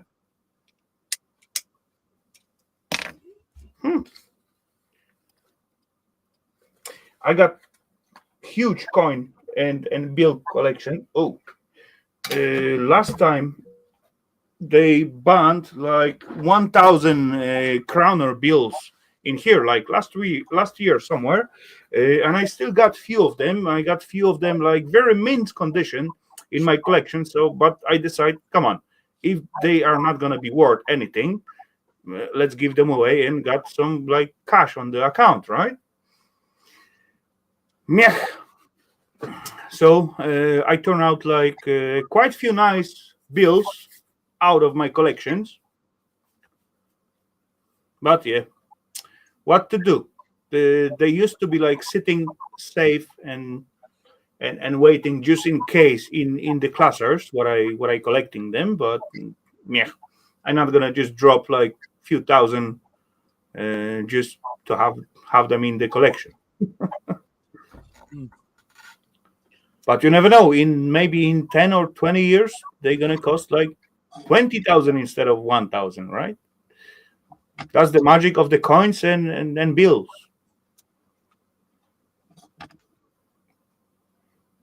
Yeah, funny the stuff we remember. Correct. Anyway, ladies and gents, I think I said I'm gonna have it for 3 hours, but now we got like 3 hours and 40 almost. So almost 4. That's what happened when people joining the chat, and yeah. Yeah. I'm not blaming you guys. I'm glad you joined, Lofer.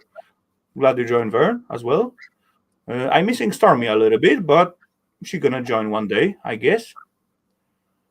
Haven't heard from her tonight, actually. Doesn't even seen her in the chat.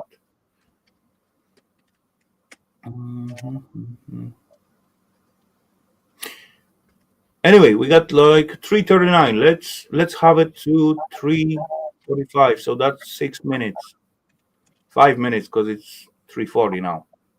So 5 more minutes and on the official, and then we're gonna see what's gonna happen next.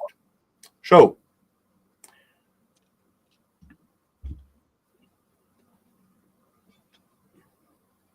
chat-wise, Lofer bring back the life.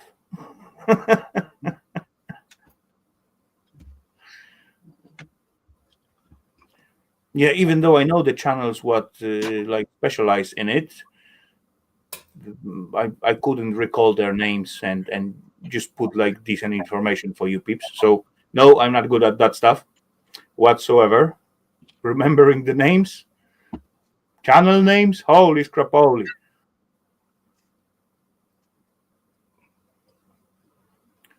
I can tell you how much how diameter of the holes you got to use for 5 millimeters thread, but names, no.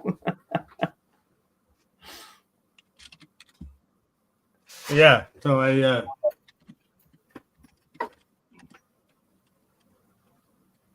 just did a test hole on this piece of steel to see if I could get that bigger one to thread in. So it works.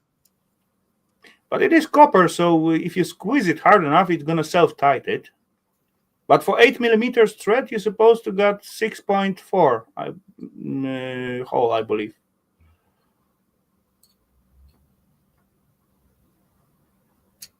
But anyway, Or even, I don't know. or even 6 with the. Whatever bit I used, it worked out fine. It's a little loose, but yeah, as I said, it is copper. If you squeeze it like a little bit harder, then it should self-tight. I just want to do a test bit first, so I'm going to replace this. I'm going to put this one in there and see how much. It's quite a bit bigger hole, so see if I can't get all these holes to light up and maybe a few more. Why not? No, yeah. I said a few more minutes, so one more can will be suitable. So let's get rid of those two.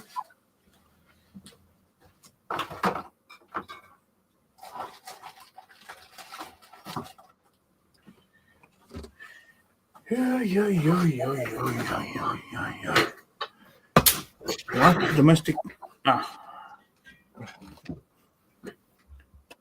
No one likes us. No one likes us. No one likes us. We don't care. Dominic Frisbee. He's a funny bloke. He's very eccentric. I've just put it in chat to Claire. Oh, okay, right. Lopez book recommendation. What I've been reading recently. I've been recently reading the pre-World War I memoirs of somebody fought in the Royal Welsh Fusiliers.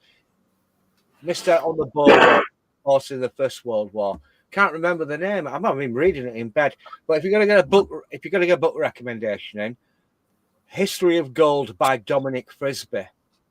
Dominic Frisbee is an investment analyst, asset manager, and also a comedian, which helps. And he plays silly songs on a little ukulele banjo. So if you've got time, go over and say hello to Dominic Frisbee. Okay. Yeah, that combination with the book writer and comedian, and that's explosive one.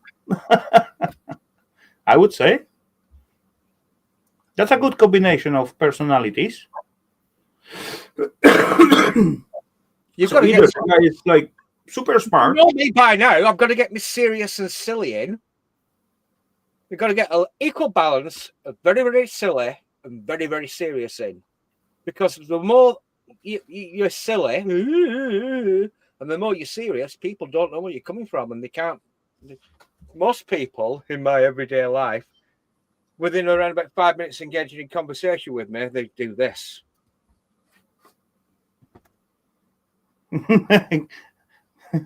Get away from me! You are weird. No, it's not weirdness. I would call it intelligence. Ish. I do not think you are weird. I think you're a very intelligent person, and you got decent knowledge.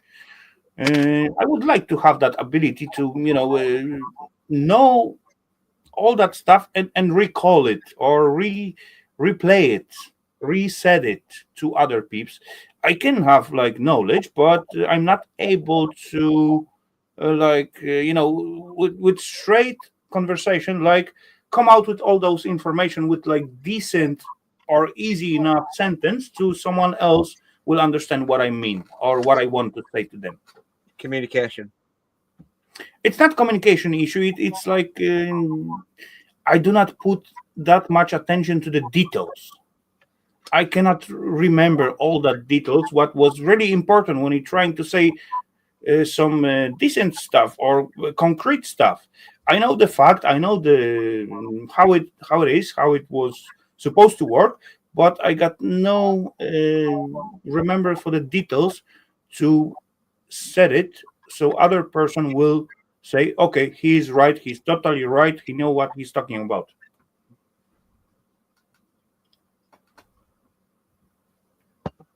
It's a learned skill. Speaker skill? I don't know. I don't think I'm like bad speaker. I'm not like speaker whatsoever, but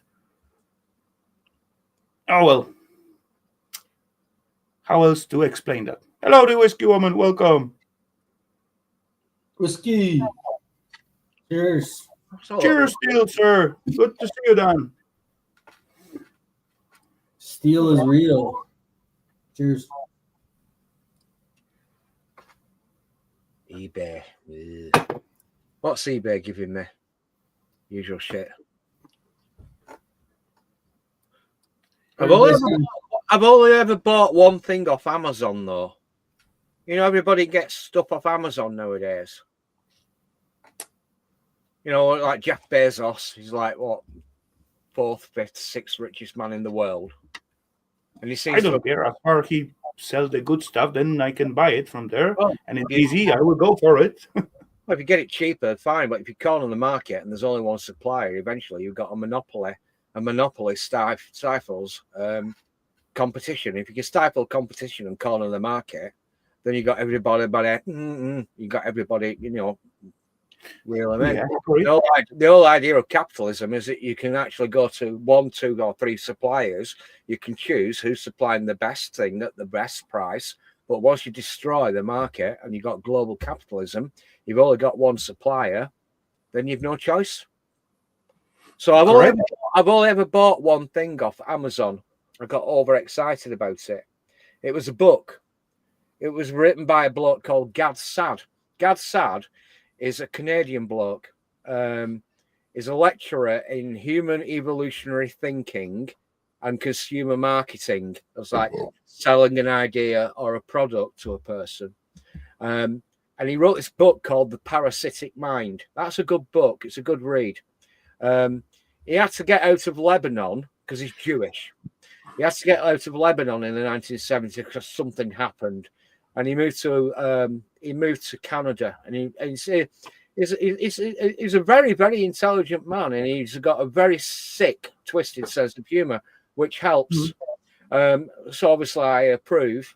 He wrote this book called The Parasitic Mind, and it's very funny. Very funny. It's all about political correctness. And also, his early part of the book, the first 2 or 3 chapters are about him growing up in Lebanon and having to get the fuck out of Lebanon because something happened in the 1970s. It's a very serious bloke, but unfortunately, he's blocked me on Twitter. Okay. But there you go, never mind. You can't have it all your own way. Of course. That's life. That's called life. No, How good at this right whiskey? That's 2 book recommendations. Having fun. Dominic Frisbee, History of Gold, and Gad Saad's Parasitic Mind. I like books. The thing about books is this: if you're not working and it's too early for beer, you can go into the house, you can turn the heating off, you can snuggle up in bed with a book, and you can read a book. When you fall asleep, it doesn't use very much energy to actually get this information into your head. You don't have to heat the room because you're in bed with a book, you're covered up. And when you woke up, if you've lost page number, you can go back to the beginning of the chapter that you started on previously and read it again just in case you didn't understand it the first time around. Gad Saad, Parasitic Mind. Good book. I recommend that. Well, what do you find the time, energy, and beer? Think of all the books that have ever been read. I read a book once. I got it from the library. It's banned in Germany. And also, on the subject of coins, I had some coins that have very, very little value, and they had a curious little symbol stamped on them. And you know where I'm going, Steve. Yeah. I had some Reichspfennigs. You know, Mustache Man, the Austrian painter. apparently Germany in the 1920s, 1930s went through rampant runaway inflation.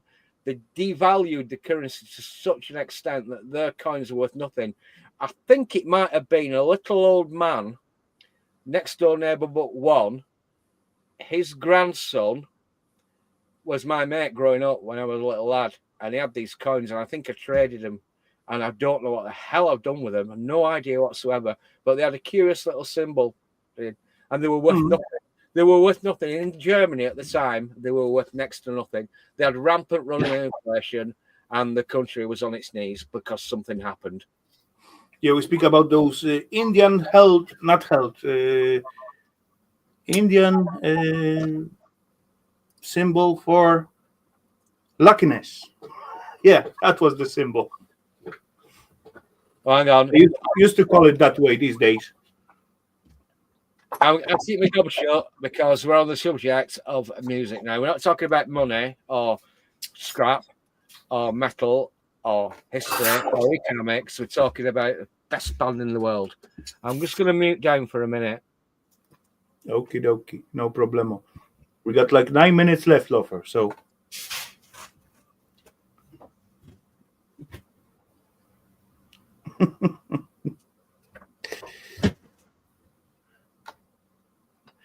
hyperinflation, how to destroy a government.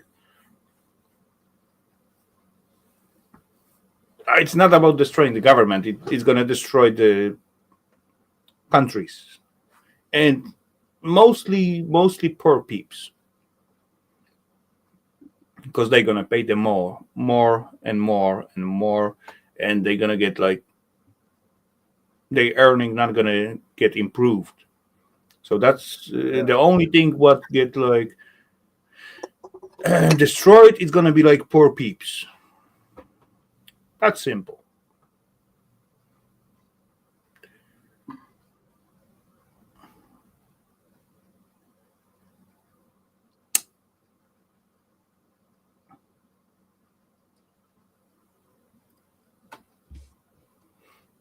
Despite what the symbol is related to in Germany, what was an ancient Egypt. It goes back further than that, actually. It goes back that particular symbol that you can't mention on YouTube because you might get a strike and get sent to the notice step. There's I believe more is Indian. It's carved onto a stone from the Bronze Age, and there's one of those on Ilkley Moor.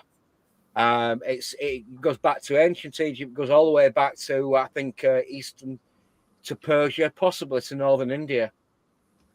Yeah, that particular symbol. As far as I thought, that was like in India first.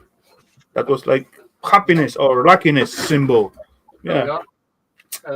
I've got it on my flag here. Look, hang on, what's mate? There we go. Anyway, we all know what we talk about. So there we go. Yeah, top cake. So when I talk about totalitarianism, there's nothing more totalitarianism than fucking flag shagging. But there you go. Anyway, never mind. Yeah, just finding the screw in my pocket. I also like the Ramstein NES. Okay. Oh, you're talking about Sabaton. Oh, America's favorite order. Sabaton are fucking brilliant. They're a Swedish metal band, and all of their music is about warfare. And they never take a side. They never get involved in politics. You just say it how it is. Indy Nidell has got a channel as well. I can't remember the name of it. I subscribe to it. He's good. He's the guy that does all the Sabaton introductions and everything. Sabaton 1916 tribute to fucking Motorhead. That is brilliant. Christmas Truce. If you're listening, Christmas Truce is absolutely fucking brilliant. It was around about the same time that England came off the gold standard in 1916. Where do I get this from? Because I'm a heavy metal fan and I'm heavily involved in metal of the musical type and the copper and the gold and the silver and the shit like that. This is what fuels my imagination. So basically, 1916, Britain came off the gold standard because they could not afford to finance World War I. You will not find very many English Royal Mint, United Kingdom Royal Mint gold sovereigns from 1916. You might find some Australian Perth or Melbourne mint gold sovereigns from 1916, but not in England. Okay. See, they cheat you all back then. Although I have got checks accounts. Let's have a look. What have I got? Coins, sovereigns, and Britannias. I have got squirreled away in a very, very safe place, Sheffield Vaults. It's £165 a year. Thank you very much. I've got squirreled away. What have we got here? I've got 3 1911 George V's and a 1927 George V. And for I bought the 1911s. You get a random mix. If you're going for grade 2 or grade 3 sovereigns, the cheaper ones, £5 cheaper. If you go for those, you get them. I paid £371 for 3 1911 George V's in October the 5th, 2023, and Lawrence Child of Blackpool will pay me spot price to buy them back, which is 740 quid. So in 2 years, the price of those gold sovereigns has appreciated in value from 371 to 740 pounds, and it's completely tax-free because the gold sovereign is recognised like the penny, the 2 penny, the 5 penny, the 10 penny, the 50 pence piece, 20 pence piece, or pound coin in your pocket. It is legal tender in the United Kingdom. So you could have feasibly, you could go into a shop tomorrow and buy something for 740 quid and offer them a gold sovereign, and they would have to accept it. I would be happy if someone show up in my shop and want to pay with the golden coins. I think I've got a 1968 in my wallet. I've got all the rest of it. I pay £165 a year to actually store it in Sheffield Vaults. But I always carry just one around in my wallet. What is it? It's a 1968. Was it a 1966? Where's my bloody magnifying glass? I think it's a 1966 gold sovereign. There you go. Okay. 1966 gold sovereign. Bought that off Lawrence Child in Blackpool. I paid 1966. I bought that on the 7th of October last year, 2024. I paid £489 for that, and Lawrence Child in Blackpool will pay me £740, and I don't have to pay any tax, any capital gains tax when I sell it to him, on account of the fact that it's recognised as legal tender within the United Kingdom. It's a coin of the realm, just like the Cooper or nickel fucking 5 pence piece in your pocket or the 20 pence piece. Am I getting through to you people? Yeah, that makes sense, but yeah. Oh well, you have to keep the value somehow. And yeah, according to Whiskey One, then I forgot how angry the Jaeger shots are. Jaeger, I hate that thingy. Nope. That's why I stick up to the beer for the streams at least, just to be at least communicative at some point. But yeah, I never like Jaeger thingy. Oot. I heard when it's super cold, it's acceptable, but other than that, I don't know. Too much licorice taste in it for me. I don't like licorice whatsoever. I can't tolerate that taste. Jaeger shots, yum. Okay, if you like it, go for it. I do like rum a lot, but I do not trust in it. Because there was one time I just sitting here, and actually that was the week time, and I felt like I want to have like little rum drinks, and I poured myself one glass, second glass, third glass, and I end up drinking the whole bottle of rum, and I felt nothing whatsoever. I said, "What the fuck?" I just sitting here playing around, drink the whole bottle, and nothing happening. What's going on? That's got to be like some kind of fake rum or whatever, something like that. So I went home, take shower, went to bed, woke up next morning, and then I feel like, oh, there's the rum. Pesky bugger. I actually at that time I still was working with Eva, and I said to her, "Okay, you're gonna drive today. I'm not gonna sit behind the wheel. That's not appropriate." Yeah. Anyway, we went to work, and she got to drive me home like 3 or 4 hours after that because I said I was like too drunk to do whatever. So yeah, that was rum with delay effect, something like that.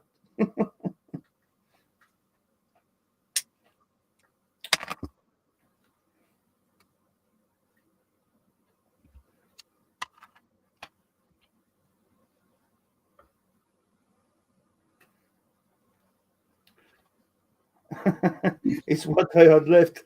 I prefer bourbon and rye. Yeah, I'm not big fan of bourbon as well, but good whiskey. Yeah, oh yeah, definitely. I think I'm gonna have one glass after the stream. Why not? It's not gonna harm. Anyway, I don't need to wake up early tomorrow. Actually, today I was standing out up late like yesterday, playing some games, listen to Ali's stream, and have fun out there until they cut it out. Then I have like few drinks, and that turned like it get like a little bit late, so I went to bed. And today I woke up like about, I don't know, 10 o'clock or something like that. I look at the watch. I said, "Holy crap, holy 10! That's early for the Saturday morning." When I stay up late at Friday, then I just move my way to another side or turn the side, cover myself, and it was like blink of the eye. And I said, "Okay, I'm gonna stand up. I'm gonna have like lazy morning coffee and all that fun stuff and that thingy." Then I look at the watch again, and that was 12. From 10 to 12 with the blink of the eye. So woke up at noon, and yeah, have the coffee, make the dinner, have a little fun in the cave, and yeah, now I'm here. You got a Paps. Pops, I got an American Pap. that make any difference? You know how you can tell it's American? By the colors? I don't Doesn't know. sound very American to me. Pabst sounds like Well, oh, they make Paps in Canada too, but you can tell it's American because the 12. You see the 12? It's 12 ounces. No, I thought So I thought that was 12 by ABV. the Canadian ones are 355 milliliters. They don't have 12 ounce on them. There we go. It says here, according to Wikipedia, George Wilhelm Pabst, 25th of August 1885 to the 29th of May 1967, was an Austrian film director and screenwriter. No, that's the wrong one. I want the beer. Yeah, I said it. It sounded Eastern European or Germanic. Pabst Brewing. Milwaukee. Yeah, Pabst is a Germanic name. Pabst is Germans like the beer. Germans make good beer. Yeah. Pabst sounds Austrian or German. Pops? No, really? Yeah. That's got to be Pops. You got the accented correctly. Pops. Steel is real. Correct. Sounds German. Lots of Germans. Germans make really good beer. In fact, if you actually look at it very, very carefully, there's a strict Germanic brewing law which dates back to the 13th or 14th century. It's called Reinheitsgebot. And basically, all beers have to conform to a strict discipline of brewing standards. It's on what ein Hefe, ein Malz, ein Wasser. Okay, so it's basically ein Wasser, ein water, ein Malz, that's your malted hops and everything, ein Hefe, which is 1-to-1. Reinheitsgebot. Now, a lot of German breweries actually still ascribe to this day. Most of the generic stuff that you'll actually buy under that brewing company's name has been sold off to mass brewing companies. They buy the name of the brewery. They make a generic beer which sort of tastes very similar to that, but it's not the same beer. It's not the same beer. I know this for a fact. If you actually go to the town of Leuven in Belgium, you'll be able to buy Stella Artois beer. It's in Belgium. It's not French beer. French beer is shit. Belgian beer is okay. So if you go to Leuven in Belgium, you will buy a bottle of Stella Artois, and it's like nectar. You buy it in the United Kingdom in a can or a bottle. It's brewed by a generic. German beers aren't bad. They know what they are doing. Germans know the beer. Don't fuck about with the Germans. Anyway, I'm still on about the Belgians, Raphael. Don't interrupt. So, if you buy Stella Artois in Belgium, brewed in Belgium, it's fucking brilliant. If you buy it brewed under license in the United Kingdom, it's brewed in Burton-on-Trent, and it's like fucking dishwater. It's shit. UK never were known as a good beer producer. So let's give the other countries the beer standard. So let's say Czechia and Eastern Europe beer, they are definitely top of the top. Yes.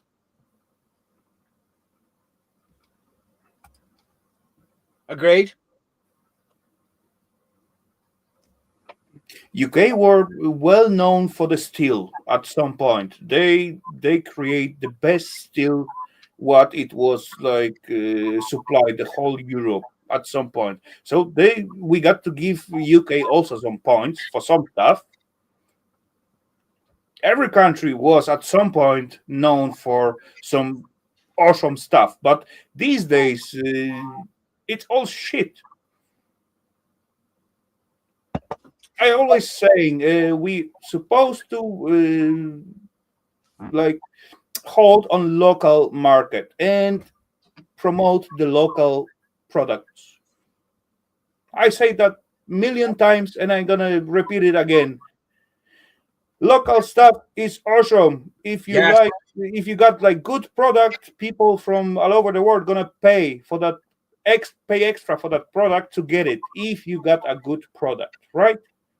That's Absolutely. How the like huge empire were built.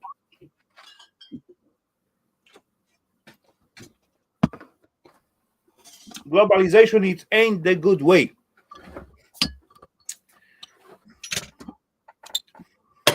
Raffle like buckets. Yeah, I do like buckets. I got million of them. I got to like them.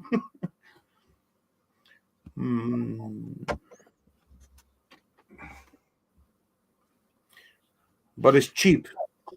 Who cares if it's cheap? If you want to get a good product, you will pay extra for it to get it.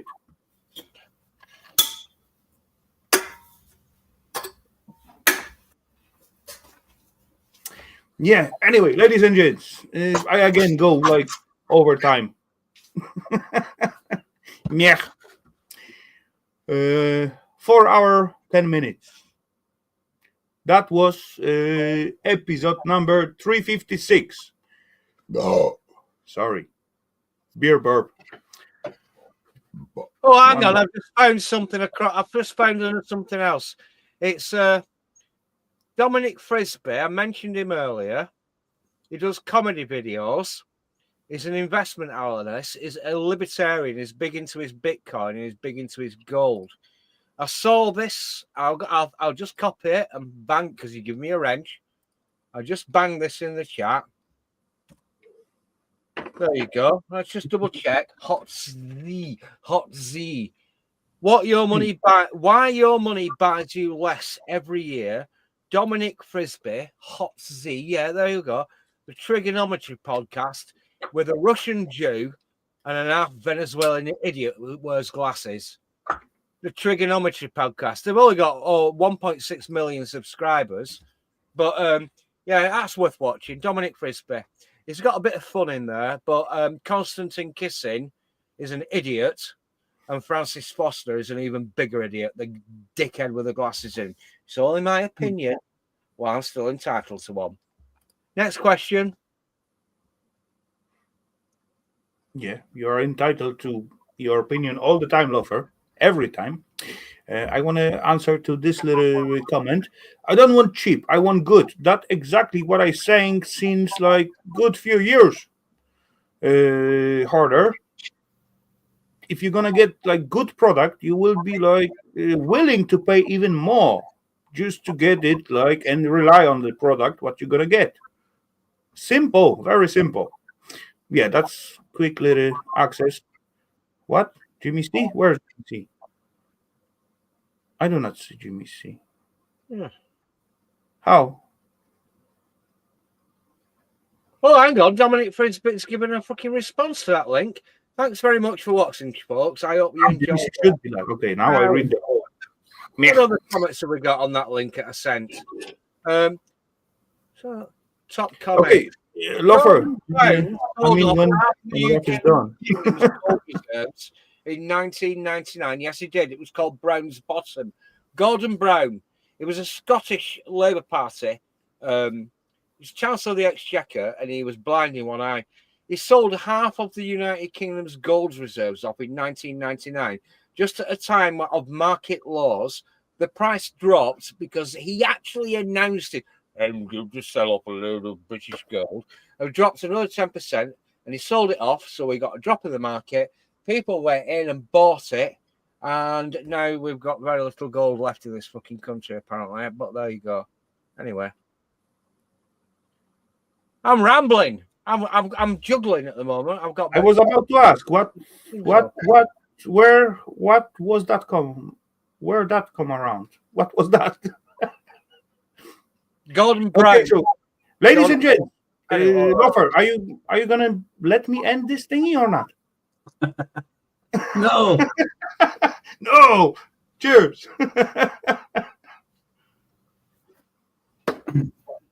Mine is almost empty. Anyway, ladies and gentlemen, that few rambling from Lofer gonna conclude our tonight's stream. So 3:56 is going to an end. I don't know why Steve cannot have guests and have like. Anyway, now I'm beginning to ramble. So, ladies and gentlemen, thank you very much for being with me tonight. Hope you got like a little bit of fun. Hope you got like a little bit of enjoyment out of it. So, cheers. Catch you all at the next Saturday. Have a good one. Have an awesome rest of the weekend. Have an awesome week and catch you all at the next one. Cheers, peeps. Thank you for tonight. Adios, everybody. Steel's Real Whiskey, Electronic, Kevin, Tom.